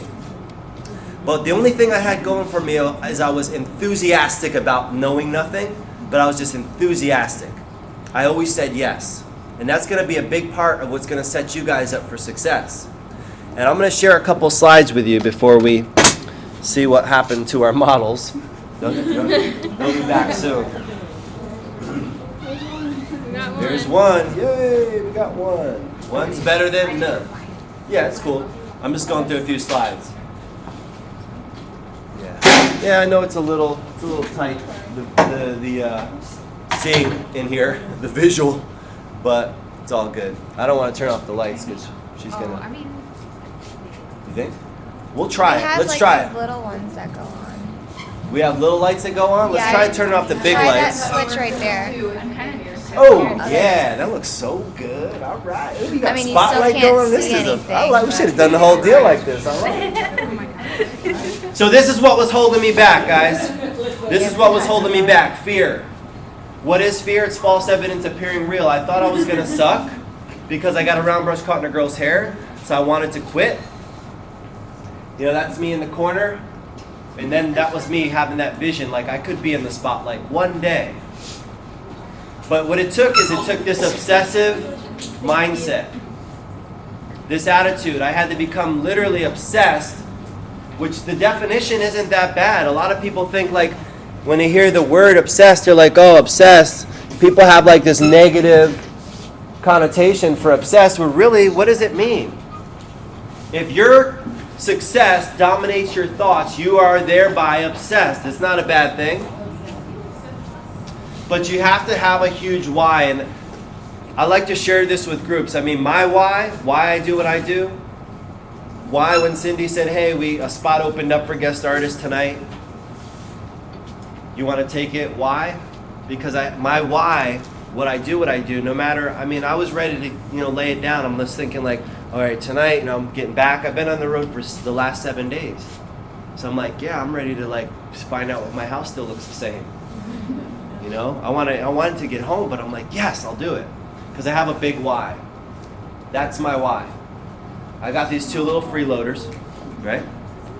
And I say freeloaders because that's what they are. Not forever, but that's my why. So I know at 15 living in an abandoned car, that'll never happen to them. Because I'm here tonight.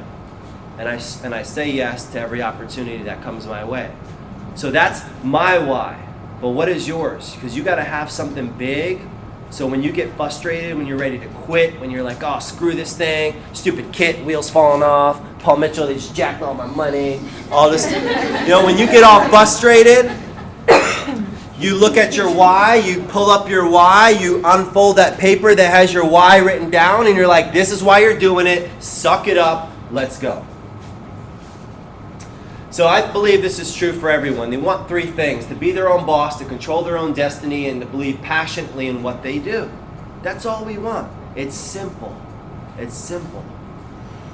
You got to have mentors. Some of mine, this guy, Steve Jobs, unbelievable. He told everybody, "Hey, all you dummies making phones, get rid of the buttons, that's over." And they all did it. He got them to think different. Gandhi, he said, "You must be the change." Stop waiting for something out there to change before you make a change internally. Albert Einstein, if you judge a fish by its ability to climb a tree, it'll live its whole life believing it is stupid. So maybe you haven't found your niche in our industry yet, but doesn't mean that you don't get it. This guy, I always look at him, I'm like, he's the best salesperson in the world. Want to know why? Because look at his product. I have it. It's right here. Let me get it out of my bag. Hold on. Wait for it. Maybe you can't see it. I'll put it under the light. It's nothing. That's his product. It's a dream. But he was convinced. He was convicted. You got to have that kind of conviction. You have to be able to sell yourself, sell your ideas, sell yourself on believing in yourself and what you're doing. These two, Lauren Reidinger, she started Motives Cosmetics, the makeup line that we use in our salon. And JR started an internet marketing company. He always talks about living the dash. If you think about a tombstone, what's every tombstone have in common? Born on date and a die on date. Neither of those you have really much to do with. You come into the world bald, butt naked, protesting, right? And you go out pretty much the same way, bald, butt naked, and you don't want to go. But what's in the middle is the dash. How are you spending your dash? Are you living your dash? Are your parents living your dash? Are your best friends living your dash? Your boyfriend or girlfriend living your dash? Because I guarantee if you got the call that your life was coming to a close and you said, hey, I'm not ready to go yet. No, I don't want to go. And who's your best friend? Her name is Amber. Right. So Amy doesn't even know what we're talking about right now, but we're going to put her in the story. Okay. Amy calls Amber up. Amber, hey, I just got the call from upstairs. What do you mean upstairs? I thought the school was only one story. No, upstairs. They want me. My life. They want me right now. I'm not ready. I'm about to be phase 2. I'm about to get a job at a salon. My whole career is in front of me. You're my best friend. You're my best friend. Will you please take my place? What's Amber going to say, Amy? What do you think? No. Why would she take my place? Exactly. None of our best friends would take our place, but what happens is sometimes our best friends are not willing to die for us, but we let them live for us. We let them live our dash. We make our moves based on their recommendation. Oh, you're going to go to that school? Oh, you're going to go there? Oh, you're going to see that? We have to live our own dash, and he reminds us of that. What about this guy?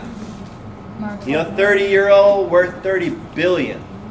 Just to give you an idea, the difference between $1 million and $1 billion. If you had $1 million and you counted it $1 per second, it would take you 2.5 weeks to count it. If you had $1 billion, it would take you 33 years to count 1 billion. He's worth 30 of those things. What do you think about that? He doesn't care about it. He wears the same t-shirt every single day. Why? Because he doesn't want to be distracted by things that take his focus off his mission. When you have focus like that, you can turn to MTV when they offered him $5 billion for Facebook and say, screw you. You got to be that way about your career. You got to be so focused that everything else is just a distraction. And what about these guys? Yes? What defines a distraction versus like your opportunity? How you know that that's going to be the opportunity that's going to take your business? Great question. What describes a distraction? I think it starts with having a mission. So you have a mission statement. Like our mission is to create the Salon Project 1.0 is to create these salons all over the country, anywhere there's a Paul Mitchell school, to create well-educated salon professionals that produce well-educated salon guests. Anything else really is going to be a distraction. So when you have a mission, that's really what's going to help you determine this is a distraction, that's a distraction. Like we go back to Mark, I actually got to spend time at the Facebook headquarters last week doing some training for business. Unbelievable. And his thing is, we're trying to connect the world. So anything that's outside of trying to connect the world is a distraction, because he has a mission.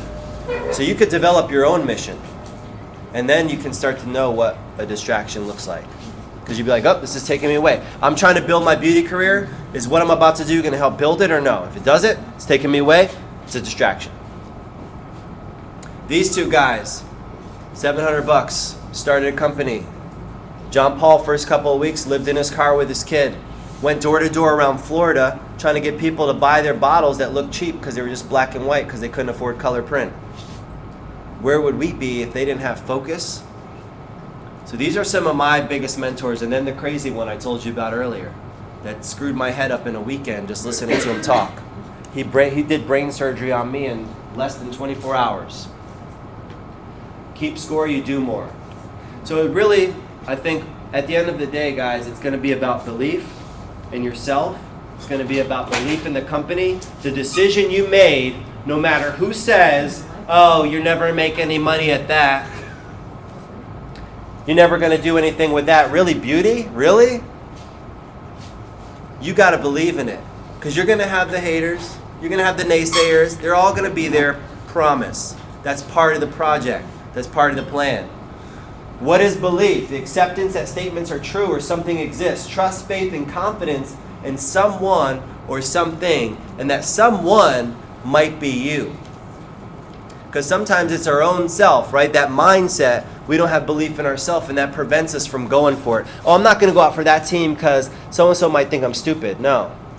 So I'm going to sit in the broke room and talk about not doing anything.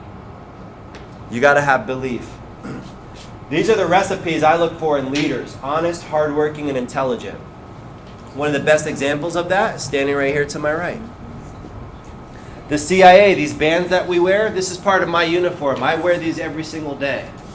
And it's what we hire. We hire people that are coachable. We hire people that have a great image. And we hire people that have a great attitude. I don't care if you have two left hands and you've never seen a pair of scissors before. If you've got those three things, I can make you a great hair cutter. But better than that, you can become a great asset to our company. Because we're not in just we teach people how to cut hair business. We're in the development of people business. And that's kind of our kind of code word is hair cutting or beauty, but really we're about changing people's lives. The attitude is the most important part of that. And this is the blueprint. Why do I say yes? It's part of the blueprint. Why did I show up here today? It's part of the blueprint. My other option was to go home and get some sleep because you haven't slept in the last week. And you're coughing up all kinds of nasty stuff from your lungs. But that's not part of the blueprint. The blueprint says show up and say yes. So when I get a Facebook message from Cindy, hey, guest artist spot open up? The answer is yes. There's not even a debate. I didn't even know what day it was. And she reminds me, she's like, wait a minute. You're not even going to be in town. If it's Tuesday, you're supposed to be in Jacksonville. And I'm in San Francisco, coming back to wherever, Fort Lauderdale to Lakeland, back to Tampa. I'm like, I didn't even ask. What if it's on the same day? Uh-oh. So then I had to follow up. After I already said yes, I had to say, hey, Cindy, just trying to confirm, when is it? Before I even knew. She said Wednesday. I was like, perfect. Because that's the blueprint. It's that easy. Show up and say yes. And you have to stay humble. Most people are thinking, right, this is what it looks like. You think I flew in here on a jet? You know? I'm talking about traveling the last 7 days. Like, yeah, it's probably the jet set lifestyle. Got out of a G5, got in the Maybach. Yeah, that's how it is, right? No, that's not how it is. This is more the reality of how it is.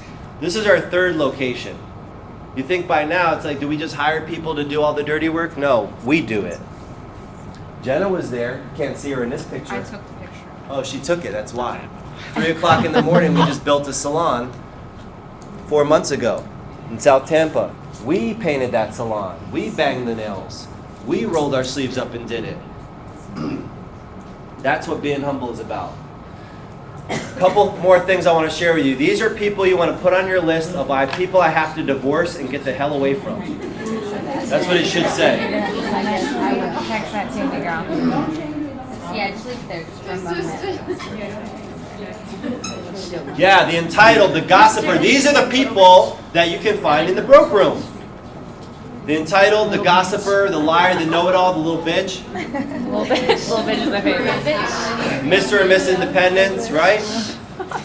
Never helps, no initiative, zero enthusiasm, got a bunch of excuses. Oh, I can't, my scissors are, my comb is, whatever. These are the people you want to avoid. Divorce at all costs. You want to get rid of them.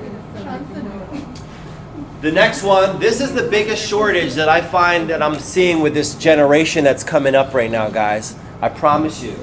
Some of you, now listen, I mean, I have a few salons that we're running. I have a couple other businesses that I'm running. I stay pretty busy. I try to use my 168 hours to the max. Here's what happens. I'm not saying this is you, Amy, but here's what happens. You email me or you Facebook message me. You don't hear a response. You don't do anything else after that. And then you say, oh, he never emailed me back. He didn't want to hire me. He's not interested.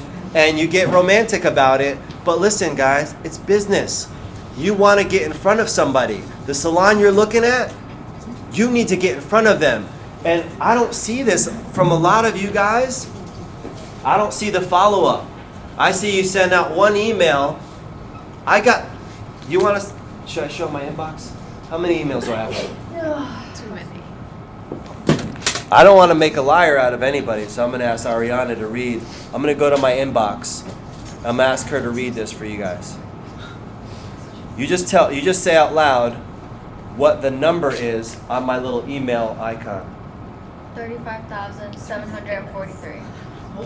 Okay? So if you don't hear a response right away, you don't give up. You heard what she said, 35,000. You might need to stay for special sometimes. So here's the deal, guys. The follow-up is until someone dies. I've got a stylist in my salon that came from Jacksonville, Paul Mitchell, the school, Jacksonville. She came and took a job in Tampa from one of you guys. Why? Because she kept following up until I almost wanted to put a restraining order out on her. She kept calling me, emailing me, got my number, started texting me. Hey, it's me again. And I didn't reply to probably 15 of her messages. You think she would have been like, oh, screw him. But no, she kept following up, and then guess what happened? One day a stylist was sick. Who do you think I called first? Her, crazy girl. Hey, I don't know where you're at, but this Saturday I got a stylist out. She's in Jacksonville. Oh yeah, sure, I'll be there. What time?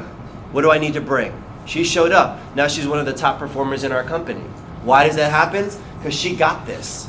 So I was like, I need to share this with people. You follow up until someone dies. You be so frequent, they think you're a freak. And you be so creative, no one knows you're selling. You get in front of the person. Don't take it personal. It's business. If you want it, you got to go after it until someone dies. And we're always hiring. Hiring events, sometimes we do more formal ones, but we're always hiring. If you got the CIA, get in front of me, get in front of Jenna. We're the main decision makers in the company. We're here right now. Some of the other brands will be rolling out. We have a men's salon coming soon. We know you guys are doing a barbering program. The barbering instructor's wife is a member of our team. And she's been keeping us up tabs on that, but we're looking at opening a men's salon. We have some other brands that will be rolling out too. Wait, I have a question. Yes. Can you talk about the kids one? The kids. So 1.0 Kids is kind of like at an Apple store. You know, you got the big stations for the moms and dads, and you got the little station for the kid. It's cool. It's not kiddie and stupid, right? It's not like they put a bunch of like little stuff that's, like my son goes in there, he doesn't want to sit in a plane and play stupid stuff. He wants to do what I'm doing, but he needs it on his level. That's kind of what, like, Honey, I Shrunk the Salon, it's kind of like that. So it's a chic salon for kids that is like more interactive, but it's not, it's like an adult version, but just smaller. So is that in like all of your salons? We're gonna, that's a separate brand. Okay, so you're putting like one kids. Right, Kids Salon, the Men's Salon, these are separate brands. We test market a lot of them inside the current locations before we roll them out. We do a lot of advanced training. We do a lot of our shooting here, demo nights. All of our new talent is trained here. This salon's in South Tampa on Kennedy. We're gonna have a workshop coming up, a haircutting workshop. We gave you a little taste today, but in December, we're gonna be doing a cutting workshop. What's the date? The 15th. The 15th of December. We'll let you guys know more about that. Typically, that workshop is for professionals, and for professionals, it's usually about $1,000 class, and I'll do 1 or 2 haircuts, and they'll be able to participate. For you guys, being future professionals, you're going to be able to go to that workshop and see 2 creative haircuts, really get technical, learning the highs and lows of haircutting for $25. So that'll be coming up on the 15th of December, so make sure you get in touch with us for more information about that. And then we have motives once a month. All your makeup artists, bring them out. You can come. It's actually this Monday? This Monday night at our channel side salon. We do that, a motives event. We do makeup. And then this is really one of the things I'm most excited about right now. I wanted to share with you. I'm actually in the process of finishing this right here. This is going to be my first book. And really it's been inside of me and it's been wanting to get out forever. And I just can't hold it anymore. But when I was finishing up school, I'm like, man, I wish I had a guidebook to take me through this first year. Because the first year, I'm not going to lie, it's a bitch. You're trying to figure out how to make money, where to work, what to do. I'm just going to read you the chapters. But this book will be coming out by the end of the year. So you can get in touch with us to find out how to get advanced copies. My goal with this book is to have it in every future professional's kit in the Paul Mitchell Network. Because that first year, from people that have done it, this is a compilation of everything I learned from building a business as a stylist to then growing a team of stylists. But that first year, that's your make or break.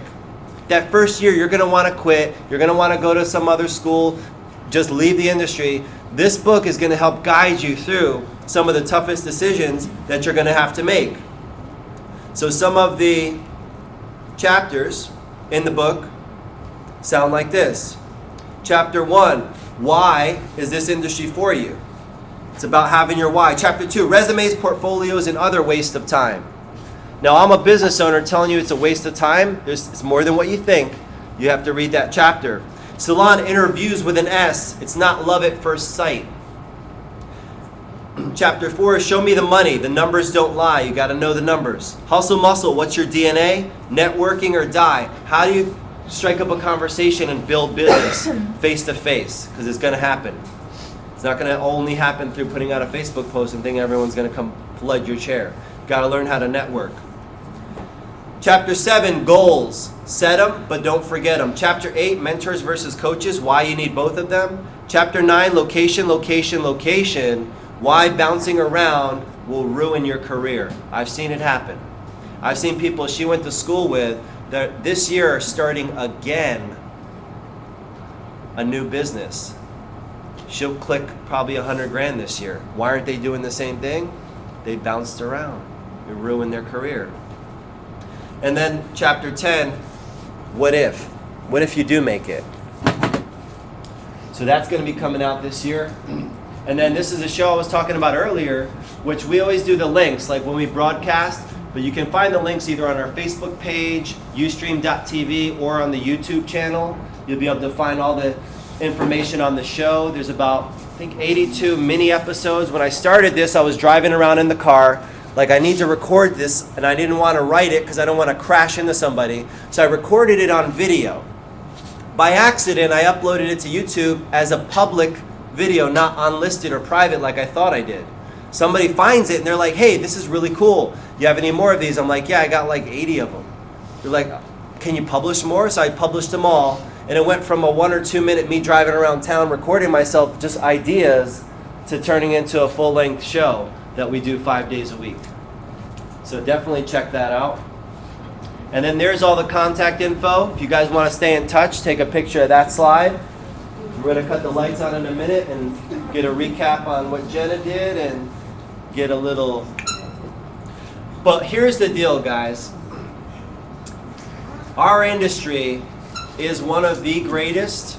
I mean, we're talking a $55 billion industry, one of the greatest industries to be in. You have a vehicle, Paul Mitchell, a tool, and Paul Mitchell the school. You have to use this tool, though. You don't get automatic success because you paid your tuition. All you did was pay your tuition. The real work starts after that. And once you make it through this 1,200 hours, then it's time to set your career up. If you think about this, I'll leave you with this. 4-year degree. Who in here has one? So we got a couple. We have a couple.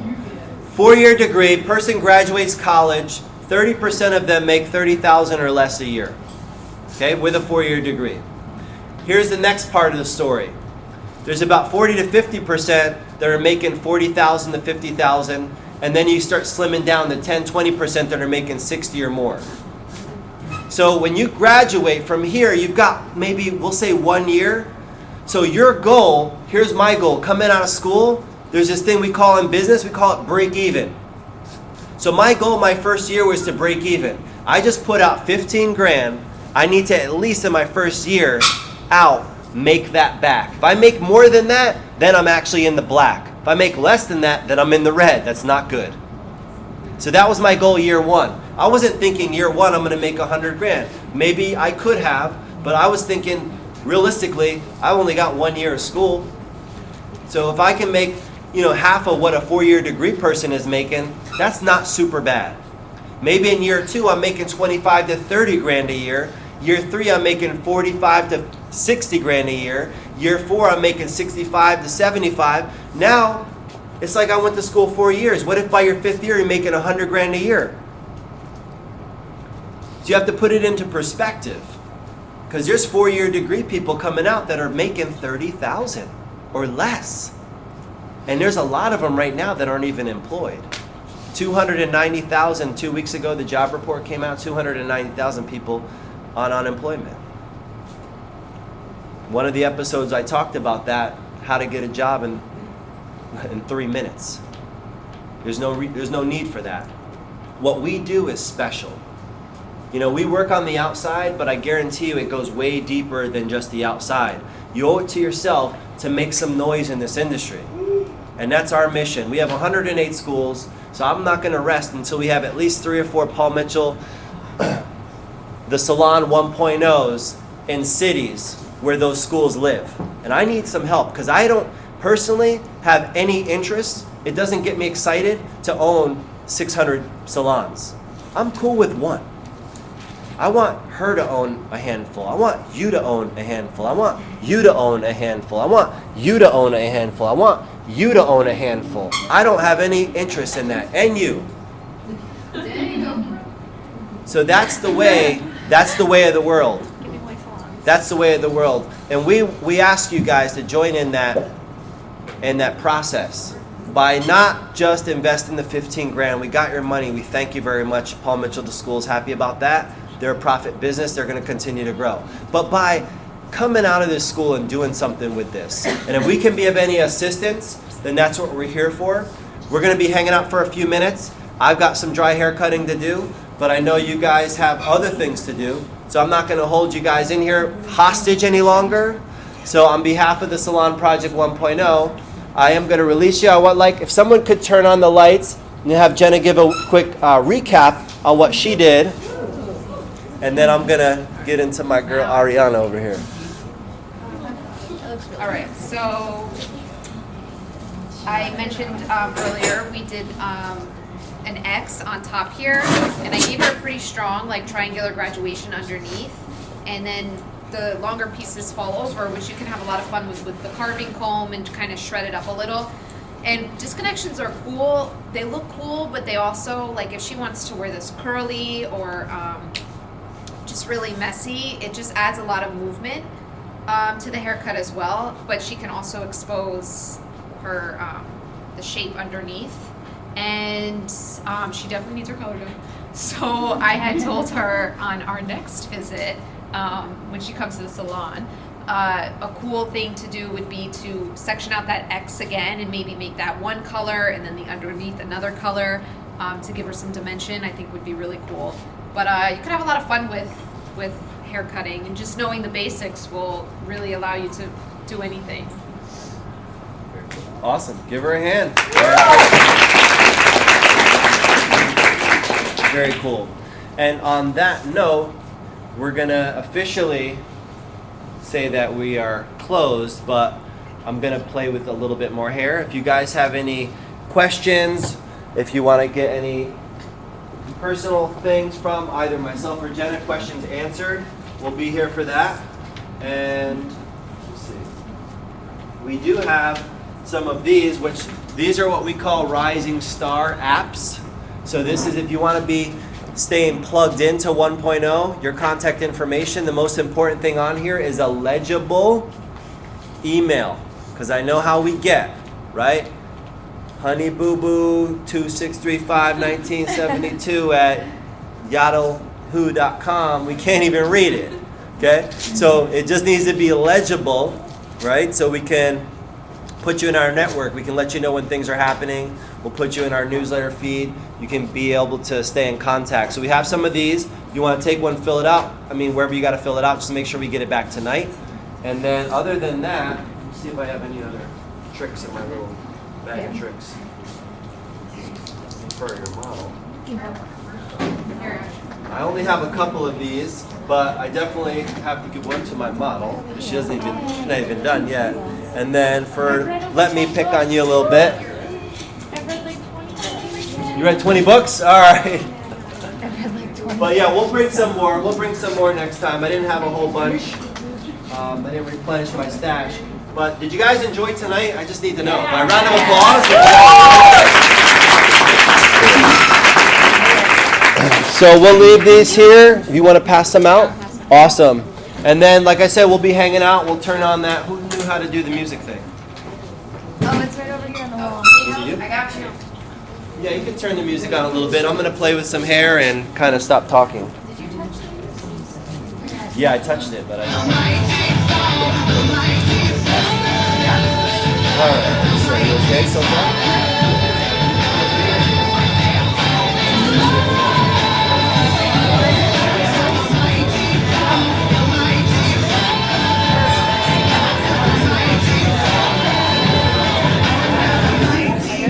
Okay, so I have a question.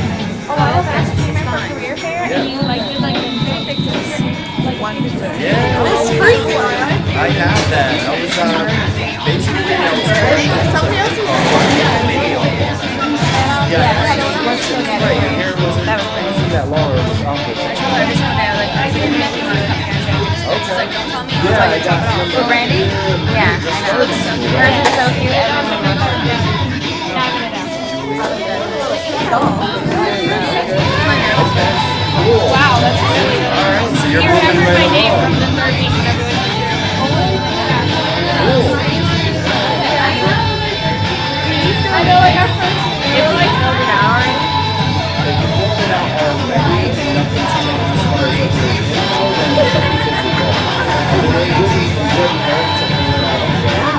I don't know if it was my first time, but I just want to see it. Yeah, cool. So you guys are adapted guys. Still. I think they're cute. They're not I mean, I tried it. Yeah, I was Yeah, but I do remember the interview for sure. That's where I was thinking. I was like, okay. But I didn't do the hair. Usually I look at the hair and then I saw your hair long. So I see You know how we do. see that disconnection, how big of a disconnection it is. I'm trying to separate that. But really, I'm going to take some weight out of the top. I'm going to keep the disconnection.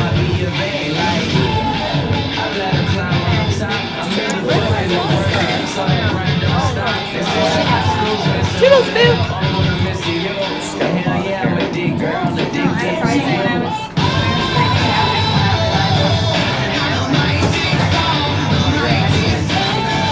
That's where like I knew I was like, this is going to be a lot of hair. So we gotta do that.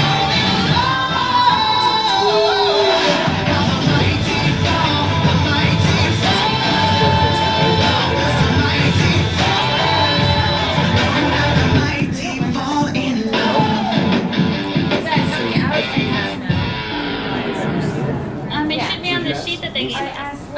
I know we've seen it. Well, yeah, we've seen them do it, but that's not something we learn. Yeah. Tell I me. have remember Mama. Tell Nisi, say look. Nisi said, Sonny said you need to. Because you know we're at Okay. Yeah. what is it? Yeah. It doesn't have Okay. Wait, which day is it? When is that class? It's on a Monday, Yeah, it's on right? a Monday, probably earlier in the day. Yeah, we're trying to 10 figure. or 11. We're trying to figure out. Yeah. Yeah, it's gonna be our salon.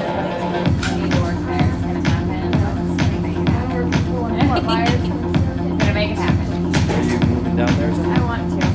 I wish I could see what I said in this whole video thing. Yeah. That's so long ago. Yeah, I have that. I want to do like a little compilation of all the guest artist spots in that video. I'm going to incorporate into it. But I still have that. I had like I think 3 or 4 people that did little on the spot interviews.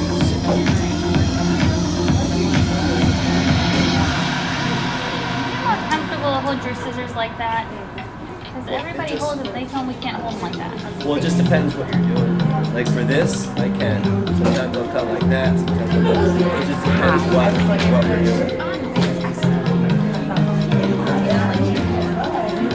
So you guys on the floor tonight?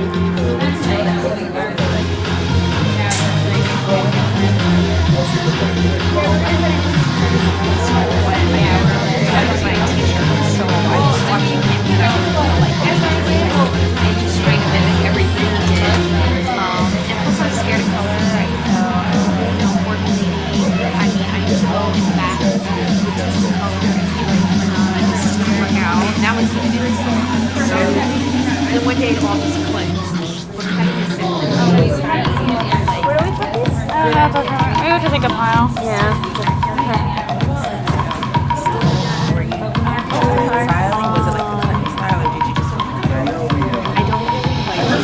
I like to blow dry, like I just like, you know, finish my haircut as far as like pictures and things like that.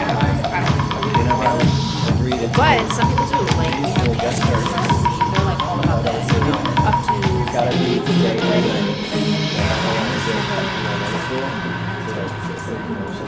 the cutting school because you can like watch it actually happen.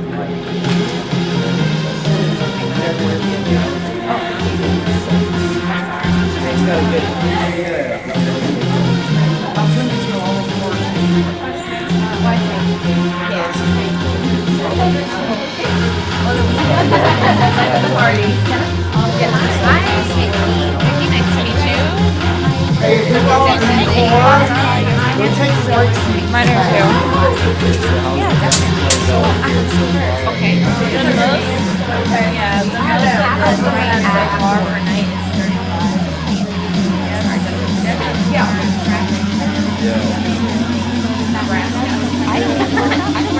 Because it's not really related to the school.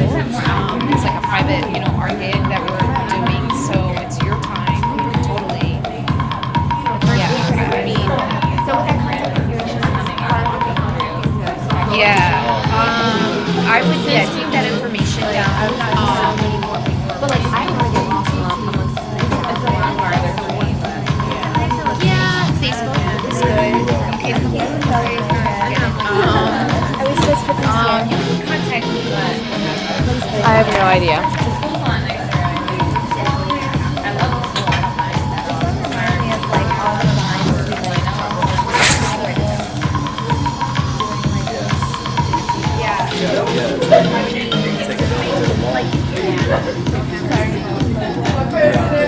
They have, you guys like take samples. go out there and you get mad. Well, I went out there to do students here that we have no DPL, we have no center, we have nothing. We have nothing. We have no conditioners, so what is it? We have no conditioner, nothing. We go to Julio's, I don't have any, whatever, I check those, and I hate when I have that. It's embarrassing. Well, they should get mad. They should have taken it. Yes, we don't need to bring it color. I've had this what? I think like almost since I started school. I didn't trust them. It was when I was really cool. Where'd Aaron go?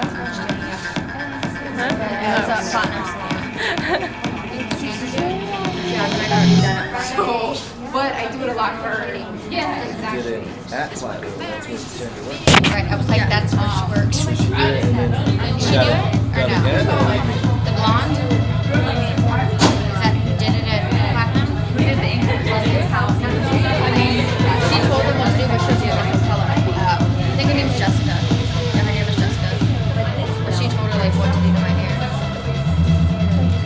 And so do you like, can't really, the comparison before and after, but same kind of shape, but no, I'm not done yet with the top, but just when you touch it, I mean, your hand there, you can see it, so it just reduces so much weight in there.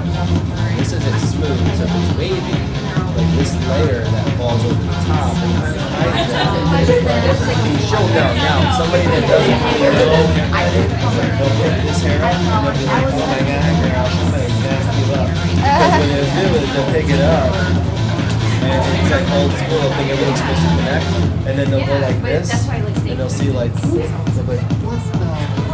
see that disconnection, and they think they'll start talking back. But there's a reason why I did it, because I want her to still have that nice full shape, but have a little less hair, so it brings in tighter, and then it brings out her shape in her face. Yeah, so I'll take out a little weight from the top, but by design, that's where a lot of people struggle understanding some of the techniques that are available. So at the top here, I'm just taking out this little piece of the crown, just to point out some of that. She's got a lot of color in there. I can see there's some here that has texture.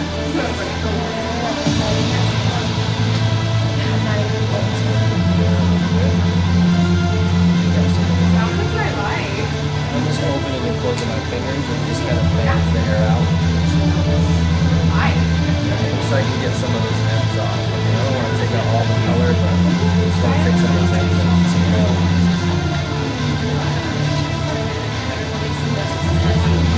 Parietal, just taking some weight on the horizontal.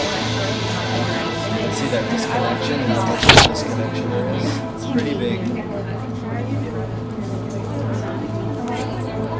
The most common form of a disconnection is fringe. So when you think about disconnection, like Jenna got some disconnection today, I cut a bunch of disconnection. But fringe is what probably all this is disconnected. It's just understanding when and where you use it. Some people don't want to use disconnection because they don't really understand the purpose of it. But you can use it to make it. And this right now, actually, Ariana, just go like this. See how much movement this top has? Before it was almost this kind of helmet of hair. That's it. And I'm sure she probably did things to kind of work it. But now I just refreed this up. So this can actually move independently. So that's a good opportunity. So you look at this wall. This wall is so solid. Then you look at that wall. That wall has a lot more movement because there's doors and windows and doors. So it's just moving. Just disconnect pieces and now hair can move or doors can swing. So you have to think about your designing haircutting. We talk a lot about that in our world. It's like architecture, it's like designing, it's like building something. We approach it in such a way. That was one of the things that I love being a cutting specialist in the schools because I got to bring some of that to future professionals.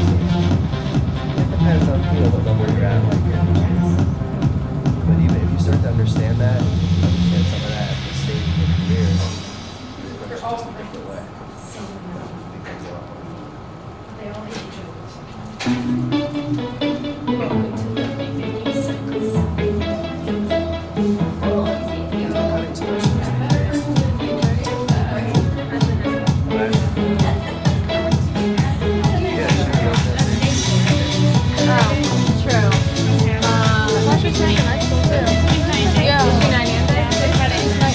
Yeah, she's from home.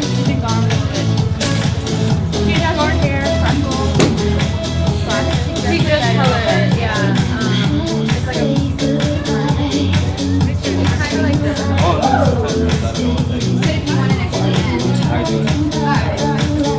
So through the top, what I'm making sure I do is I keep the overall kind of shape, but the ends just needing some love.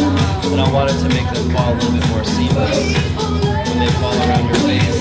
I want overall like the shape that she has. It kind of looks slim now, and it just kind of fits. So I'm going to do a little bit more work around the face. And again, this will be phase one. So like phase two, like I already have a vision for where I can go next. Like when she feels like she's ready, I already have a vision. Like I've already been building. You always think about 1 or 2 or 3 haircuts away. The guest comes in, like, and you just do your whole, like your third haircut on the first visit. Why are they gonna come back to you? You know, you go too far. So I go in, ease into this. She gets more comfortable. She's like, you know what? I wasn't so bad. Like I want to see what else you can do. And I can ease into something else.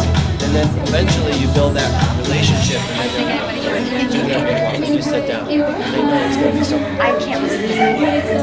So that's where we're at. Phase one. I can't.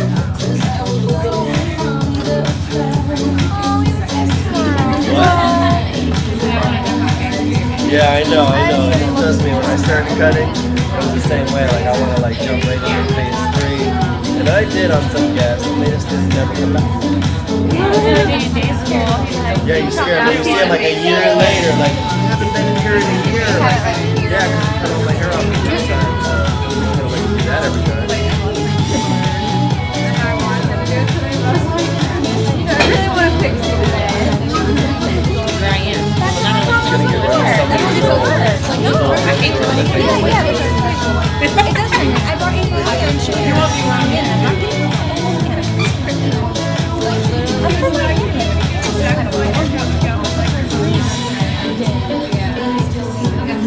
I took it out the other day, yesterday, or the day before, and I was like, look, it turns green, and it doesn't work. I don't get it.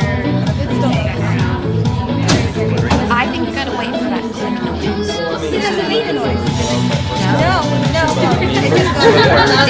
When did it give it? They just gave it today, so I'm gonna try it again. Because I asked her, I'm like, is this gonna work now? And she's like, yeah. Real self, not turbo scissors are Like, hold your hand on it, and when it clicks, open. That's what works for me.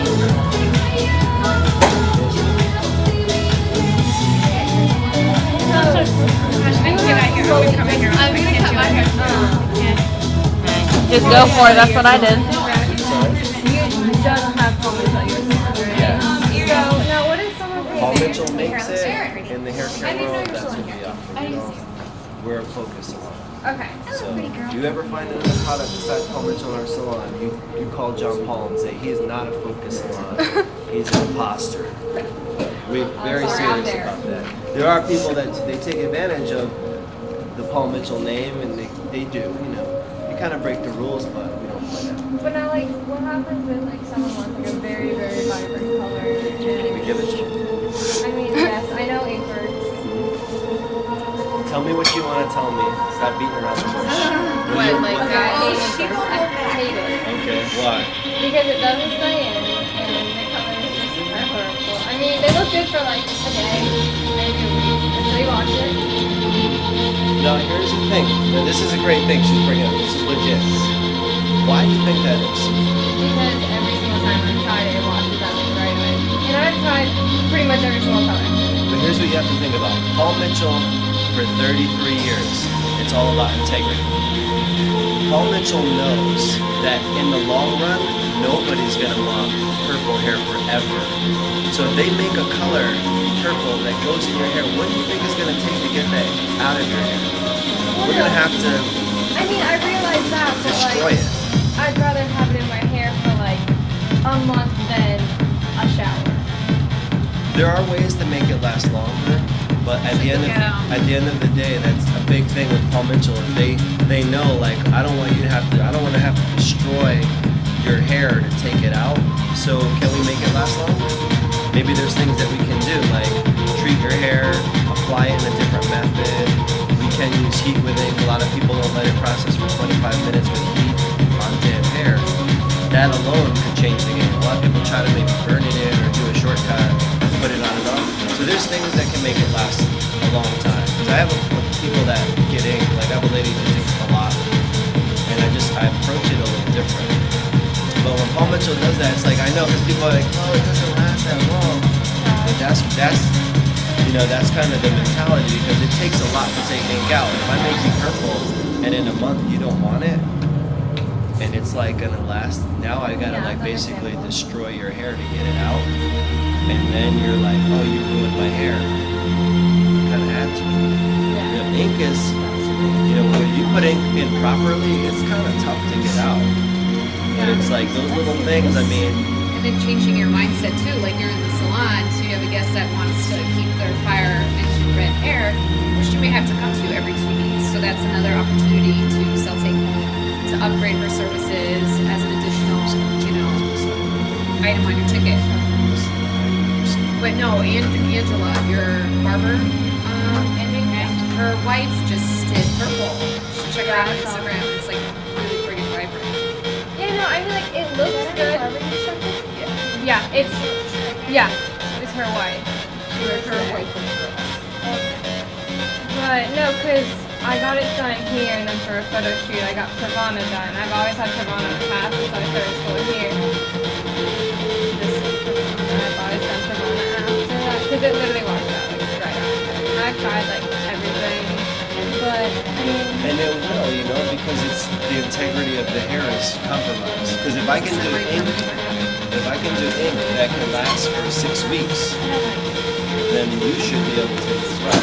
The difference is going to be what canvas are we putting it on. So if the hair is processed and it needs to be treated, the ink will not, because it is a semi, it will not stand that long.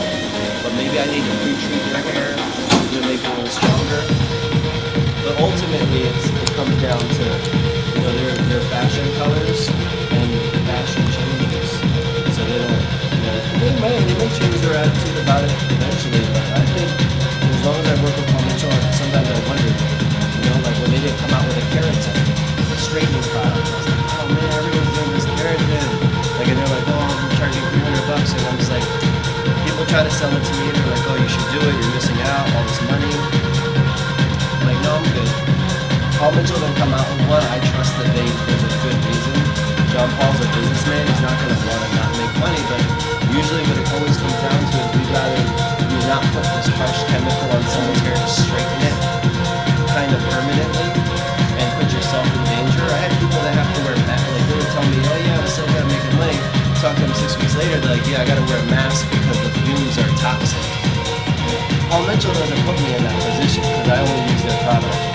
So there's like little things that you kind of learn, and you know, John Paul is more about the integrity of his product than he is about the money. And trust me, he could have come out with that purple, like you said, like Pravana, he could make that overnight. I mean, it's John Paul, he's got the resources, but he doesn't. Sometimes it's gotta be a reason. And I know sometimes it's like frustrating because you're like, you have to stay. You got people like, oh, you guys can't do it, I'm gonna go somewhere else. We literally like watch money go away. But we're on John Paul's team. And it's, you know, it is what it is. I mean, it has a purpose, right? They have a company and it has a purpose. But it's just for us, you know, being a real like plumbing salon and stuff against the rules.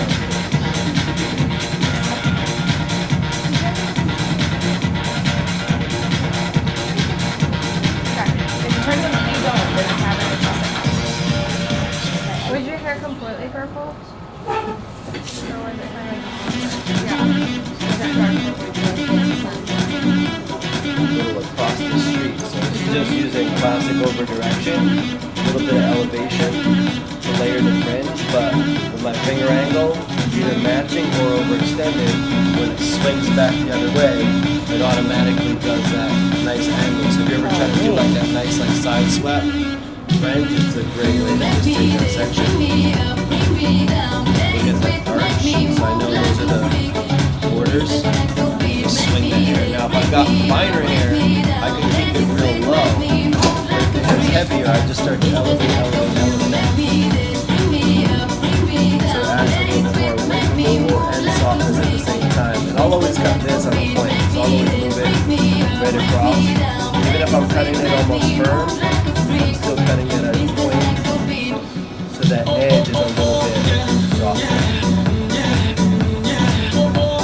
You gotta make sure you're doing is just moving just one blade. You just gotta practice moving at one blade so you can get nice lines. And I'll bring it down and I'll cut it a couple times. You can see the angle that it puts in. And it slowly goes back. Now I'm looking at her bone structure too, because I'm looking at that cheekbone. I want it to hit right there. This hair is like an arrow. So if I point that hair to that cheekbone, it's going to make your eye see that cheekbone. I can give her a little facelift. If I want to point in here and make her face slimmer, I can drop that hair right here and it's going to bring your eye in. So it's going to give her a little tuck right there. So you can use hair to kind of bring people's eyes towards something. So when that hair swings over, I'm trying to have it hit right around her face. That's what I'm looking for. And then I'll just take a little bit of weight out of that, just for the freehand. Just on the corner to where it swings, that's where it's going to be a little heavier.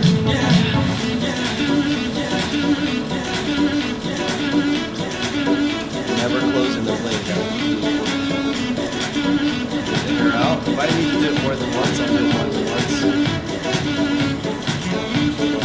hair could live either way. It could live over there. So when I bring it over there, I'll bring it and I'll just kind of check it. Bring some of this hair forward. Just do a little bit of pointing. Just so if it is on the other side of the street, it has a little bit of blend in there. It's not going to be on a perfect blend, as you see where it's at. I cut it to sweep. So I want to let her know that too, so she knows if she sees the hair out of place, cut it to kind of sweep that way. And everything else really, I mean, it's just loosened up. How do you normally wear it? You always wear it straight, or you sometimes you let it wave up? Sometimes I'll curl it like with a wand and I'll like brush it. And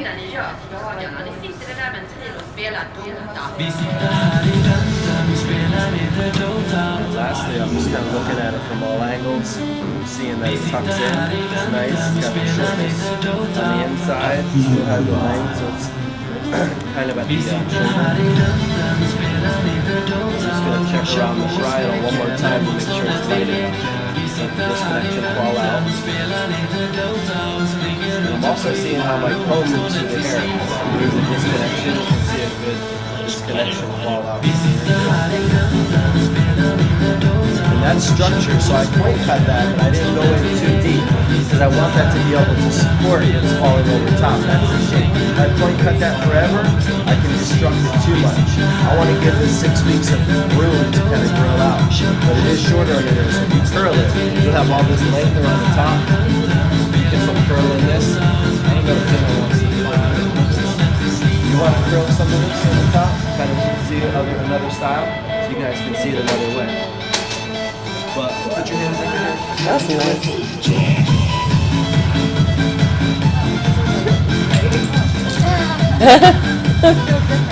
Not permanent. Yeah, I know. Yeah. Awesome. Yeah,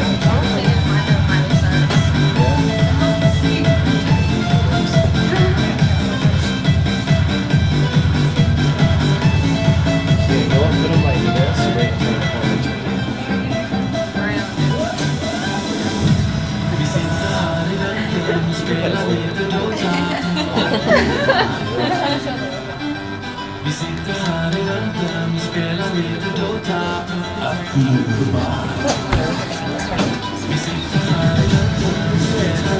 tweak it out.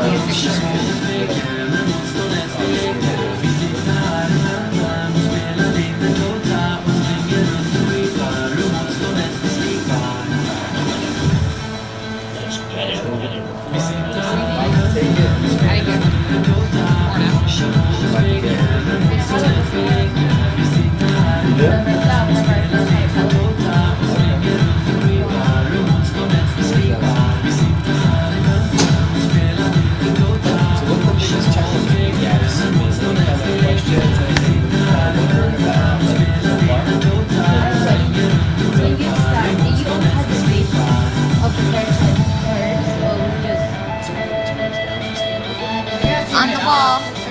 We can keep it on. We'll just turn it down so.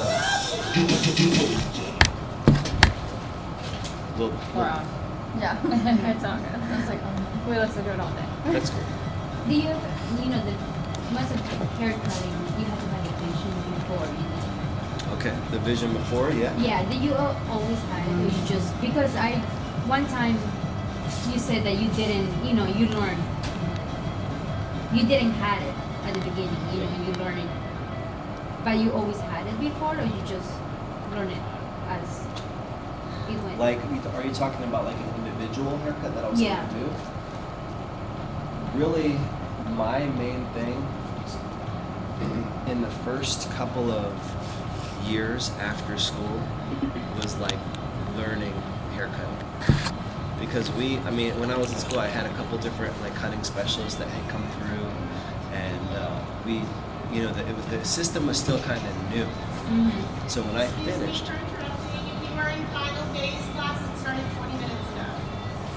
That's not me. anybody here final days? No. So it was learning haircutting. Like before I could actually feel confident, it took me a couple of years post school to be able to sit down like and just take somebody and be able to just go. Like it wasn't right away. Like I guess I'm a slow learner in the sense of like I want to like learn everything, you know. So I was like constantly questions. Like I had my book highlighted. Like when I met my mentor at a hair show, I literally was like a predator, almost like waiting for him to have a break so I could like jump and hit him with all my notes that I had, because I knew he would know. Because when I saw him teach one cutting class, I was like, he knows what he's talking about. He knows what he's doing. And I wasn't getting all the answers I wanted. So I met him at a hair show. His name's DJ Muldoon. Oh, and I love him. I think he cuts looks so easy when he cuts hair. well, it's a lot of practice. He's my mentor. He was my cutting coach when I was on the Advanced Academy team. And he's cross-checked my haircuts and was like, boom, give it to me straight. Yeah. And he was able to answer every question. And actually one of his last projects he did before he left Paul Mitchell was he rewrote the cutting system that you guys use today. And so that was his last contribution, because he felt too like, yeah, we could tweak that. There needs to be more clarification on this. And he's an encyclopedia. So it was always my goal to cut hair like him, to teach hair cutting like him, to work with him. And then when I was working with him, anytime I had questions, it would be like, I'm not even gonna waste my time because I know who knows the answer. Yeah. But it was working with him. Still, it took a couple of years from taking what I got from him, going back and refining my skills. You know, so it will take a while, but it wasn't initial for sure. Yeah. You know, when I finished school, I couldn't have just been confident enough to walk up to Ariana and say, I can cut your hair. I'm gonna make it look good. I'm gonna disconnect the top. Do a concave layer through the sides, compact your I couldn't say any of that. I didn't have a clue what I could look at my cutting card and follow. Yeah. That's it. So. That's my biggest concern too, is cutting. Yeah. Well, you know, it's kind of, there's no turning back. Yes, You know, once that scissor hits, it's a wrap. You know, it's not like color. Well, oh, you don't like the purple? Come here, we'll cover it up. Cutting, it's kind of all in. Yeah. Okay, people are like, oh, it's just hair when you're cutting it. And I'm like, but it's out. Yeah, it's just hair till it's not Once on your it's head gone, anymore. Yeah. There's no putting it back. Looks good. So I have a question for Sure. you, being like that you were learning later here. How do you deal with? Okay, good. Learning later. So I'm kind of the blunt one here. Cool. Please. Yeah, let's go. So we have very contradicting learning leaders here. One will be like, oh, well, I don't care what this one says. This is what you have to do. And like, it's when you're in the middle of a service. So what do you do at that point? Like, okay, so like yesterday I was doing highlights, or I was doing lowlights and a retouch. And they were like, well, what are you doing? And I was like, this is what I'm doing. Like, I literally showed them what I'm doing. You can't do that. I'm like, I'm in the middle of this service. Like, how do you go about, like, you can't change it at that point, but then they yell at you. Like, I don't know. That's a tough one. I mean, you're a future professional here. How did you deal No, with but I that? had you, so. Well, there's your answer. Oh, thank you. So just come back. Okay. Let me see if I can fit it in. Yeah, I mean, ultimately, there is more than one way, right, to get to a result. Especially in doing this. Like, somebody else may have said, hey, I want to take out weight and do it this way. I went about it the best way, I thought, dealing with the texture, the fabric, and taking all things into consideration. So you can't turn back in the middle, it's too late. Maybe then it's like, if you kind of know that's the case, maybe it's like, all right, I'm going to work with you through this whole service. I don't know if that's possible, but not get a second opinion almost. It's not even like you're asking them. They literally like will walk up Okay. and be like, can I talk to you about something? And then you're like, oh, okay, kind of have no choice. And you look stupid in front of your guest, because then your guest thinks that like you're doing it They wrong. say You're in front of the messing up. guest, or? Yeah. Like, That they freaks the literally guest out. make you look That freaks me stupid. out. And then I'm like, okay, like, thank you. supposed to be doing my hair? What? Yeah. What are you doing? From my experience, because I'm in what you're in, I get it. I'm in Yeah. creative now. Something that I do in those situations, and I know my opinion's pudding, it don't matter, but just you can never make yourself more credible than when you have the text to prove it. We have systems for a reason. We have these things that go through all these different testings. We have these things that are proven that they're going to work. So if you have your card, you can say, I'm doing it this way because it says right here in my cards, and that they'll never question you. They can't touch what's in text. So just stick true to your cards, because people are going to waver. Yeah, I told you she was good. Right? got to talk. Well, that is true. I mean, That is very true. that is true. Nice answer. Heather. We'll take over from here.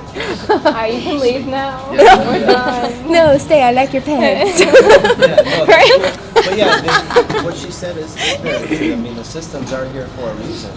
So thinking about that, I mean, if ultimately we're human, right? So if you were my future professional, I was your learning leader. If I did something like that, I don't know if I did while I was a learning leader, but like, let me know. That's another thing too. Like, our golden rules, we talk about 24-hour rule, resolve all challenges with love. If you have a conflict with somebody, go to them and say, hey, I just want to question about my service. Because yeah, I am a learning leader, but you kind of like, I'm trying to learn, and in front of the guests. I mean, it kind of made me feel like stupid. Is that okay to say? Maybe you're blunt, so maybe you can go. I will say, but then I get yelled at. So There's a nice way to say You- everything. yeah, I just- mean, you just gotta, put your sweet face Go. instead of your harsh face. Yeah, I mean, you can be blunt, but you just have to. Yeah, go to them, because you don't want to feel that way. Nobody deserves to feel that way. And yeah, if it's making you kind of like, you're learning, and the big thing we always talk about in education is like, that's the most kind of fragile state of the game, because it's like it's kind of like the development, right, of a baby. You don't want to be like doing keg stands while you're pregnant. There's a big reason for that. You know what I mean? Especially in that first like few months where it's like the critical stuff is happening. That's kind of where you guys are at. This is like the critical point. So if somebody is kind of making you feel that way, I would talk to them. And if you don't feel comfortable talking to them, yeah, you might have to talk to whoever's in charge of them. But you're talking to me, and there's not a whole lot I can do about it. So look, and some of you are like, yeah, you feel the same way. So I think maybe you're the person, since you were able to bring it up here, she got the answer. Maybe the two of you kind of figure out like how to approach it, because you don't want to feel that way, right? yeah, no, because I know everyone else does. Not everyone, but I've talked to a bunch of people about it, and they're like, yeah, it's so annoying. Or, I'm just not sitting here trying to make this about me or bash the learning leaders, but it's just, I know that's how people feel, and it's just really stressful for everyone, because you just don't know what to do sometimes. We are students, we're here to learn. If we already knew it, we wouldn't be here. Right. And same thing with asking questions. Well, I go to ask a question, they'll be like, you should know that. You were taught that in core. Okay, well, that was months ago. I'm so sorry, can you please just show us? So it's I don't know, same thing with that, and Wait, are you in Julia? yeah. We've had such a different experience. Day school and night school is literally night and Yeah. day. We have held our hands through every single That's thing. how night school does. No. They're like, here's your worksheet. Good luck. I'm like, okay, thanks. What's that day? Day school's We crazy. started in day school. We just transferred in the 3 years. 3 days, 9 and 10. I've done all 3 schedules. We're always crazy. Girl, we just gonna get through this however we can. Night school, I love that. I didn't have to start in the day school. It's crazy. It's crazy. There's a lot of learning leaders, but there's a lot of people. I've dealt with some of the conflicting stuff, like the other day, it was my first guest on the floor and adapted, and I mixed the bowl of color with one learning leader, and then when I meet another one, I went to another learning leader, and I knew it was different, and I was nervous that it was gonna come out different. It was a different color than the first bowl I did. Luckily, I did sort of a half and half thing, and they couldn't really notice. It was kind of low lights was going on, but yeah. But when I questioned one, they were like, "No, that's what you're gonna do. That's right." And I was like, "Okay." But yeah. So, but as far as if you need help or something, no Night one's school, I ever think called they me just out. have a shortage of learning leaders right now. Yeah. They don't really That's know the main enough problem. at all. If I could take Adelina and put her at night, I would be so happy. I could be like, Adelina, I don't quite remember how to do this, just tell me really quick. And she'll be like, and she'll literally tell me every little reason why. And they will stay there and just literally That's how they But then other are. people will be like, And another way to look at the difference between night school learning leaders and day school learning leaders, day school is your full-time learning leaders. This is their money job. They're here for they're here for us, but they're also here for their paycheck. Nothing wrong with that. You're a grown woman, grown man, you got stuff going Come on, on. your team. Night school, those learning leaders, this is their passion job. They work in the salon during the day, but they come here because they love y'all. They love us. You know, this is their passion job. And I'm not saying that day school isn't passionate, but they're also looking out for their wallet. You know what I mean? Go check it out. And there's nothing wrong with that. You got to have your money job and you got to have your passion on the side. But that's where you see those differences. I love it. I'm gonna go look at it now. Are you a learning leader or what? No, I might as well be in here long enough. Are you the student president of the student body? You should be. Right? Crazy enough, I actually don't have much of a passion for hair, but I can't wait to be your key makeup artist one day. Okay. I got you. All right. I mean, she has a wonderful hairdo going on today. You know, it's what I call the flop bun. It's the new style. Just wait for next year. Everyone will be rocking on the runways. Okay. It's I wanted to take more time to put on lipstick than to do my hair. But your lips look so good. On point. Thank So you. then you guys- Been here since 9 this morning. It better be. I think, yeah, she's definitely hit on some key things. I think, you know, and with this, you got to remember, right? What we talked about earlier. You signed that thing. That was just saying, hey, I'm gonna give you guys X dollars, and you know you're expecting, but Is what you make it. inspecting versus expecting. Like you gotta. This is your money now, right? This is your investment, so you gotta take charge. Take all what you got worth. It's a lot of money you spend. If sometimes it means having to pull a learning, hey, we need to have a little one-on-one. You might have to do that because we're all adults, right? You know what I mean? At the end of the day, you work for me. That's when I was a future professional. That's why a lot of times my learning leaders they see me coming because I'm like, I got 100 questions and you better, if you don't know the answer, I'll go to someone who does because I got 15 grand on the line here. This is like my last shot. Like I'm a spring chicken. Like when I started school, I'm 26 years old. So I'm like, this is like the real deal. Like I'm here to make this a career. This isn't a hobby. This isn't a romantic little hangout. I want to come hang out with you for $1,200 or for 1,200 hours for 15 grand. I don't need to pay somebody to hang out. But you now put the money on the line. So I would definitely, if there's any kind of issues, I mean, they have a suggestion box still or? Yeah, but no one reads it. Okay. Well, you go.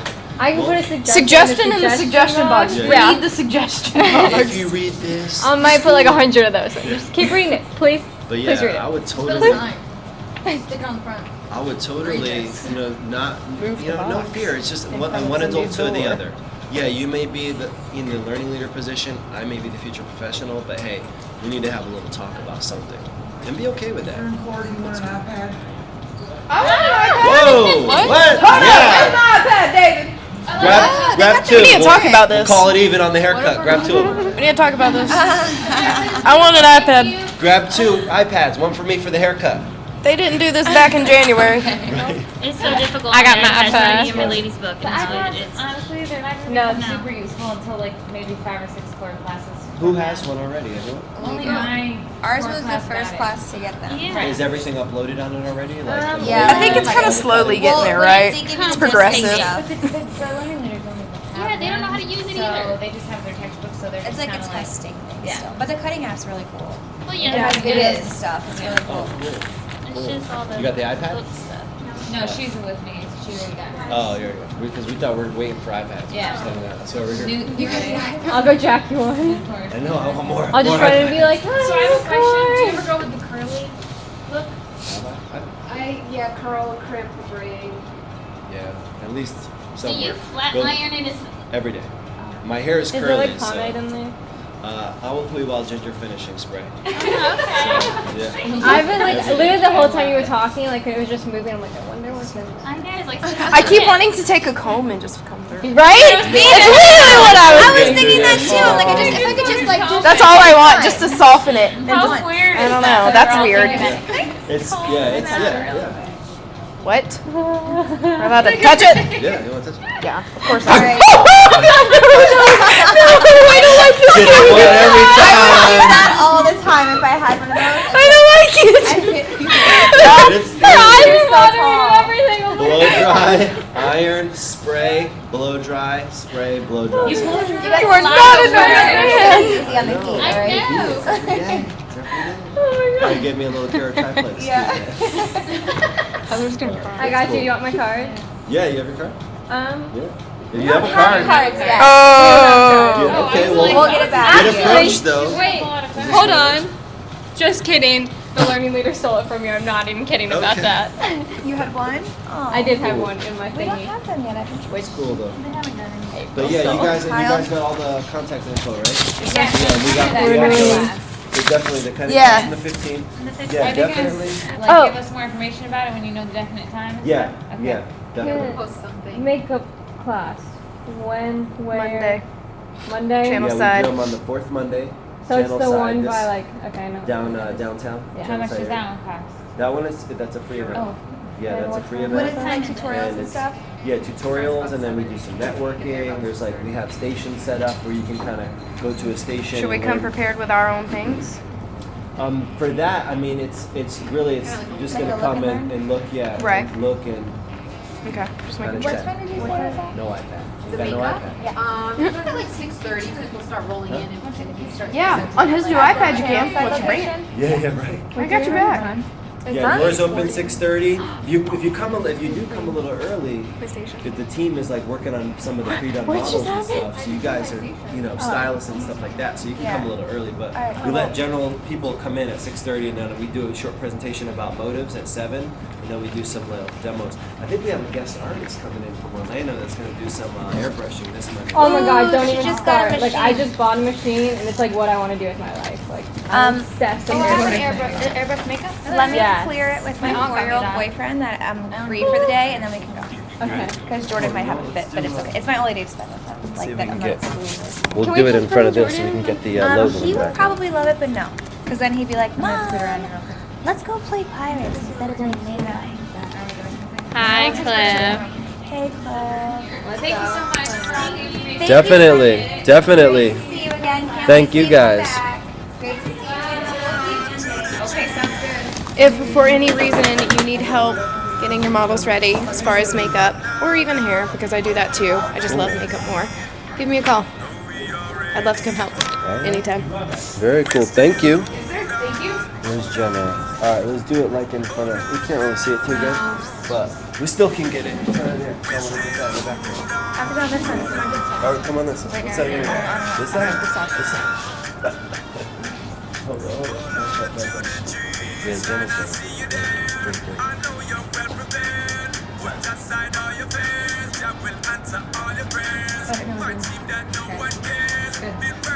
Got it? Cool. Awesome. Thanks for being so brave.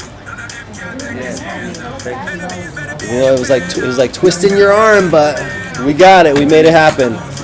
Phase 2 next time.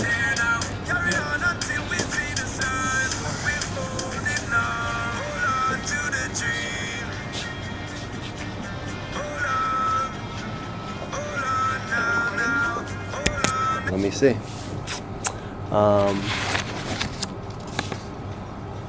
Oh. Still? Okay, so. Hold on real quick. Let me. Yeah. Awesome. Yeah. So there you have it, folks. We just finished up here at Paul Mitchell, the school, Tampa, live stream. Definitely unplugged tonight. You got to see the inside, the outside. We hacked through the bob. We hacked through a lot of different things. So this is on our 1.0 Unplugged channel, but we will have a replay of this for you guys. So thanks for tuning in. Hope you guys enjoyed. Can't wait to see you next time. Rolling with the D. Talk to you soon. What's up?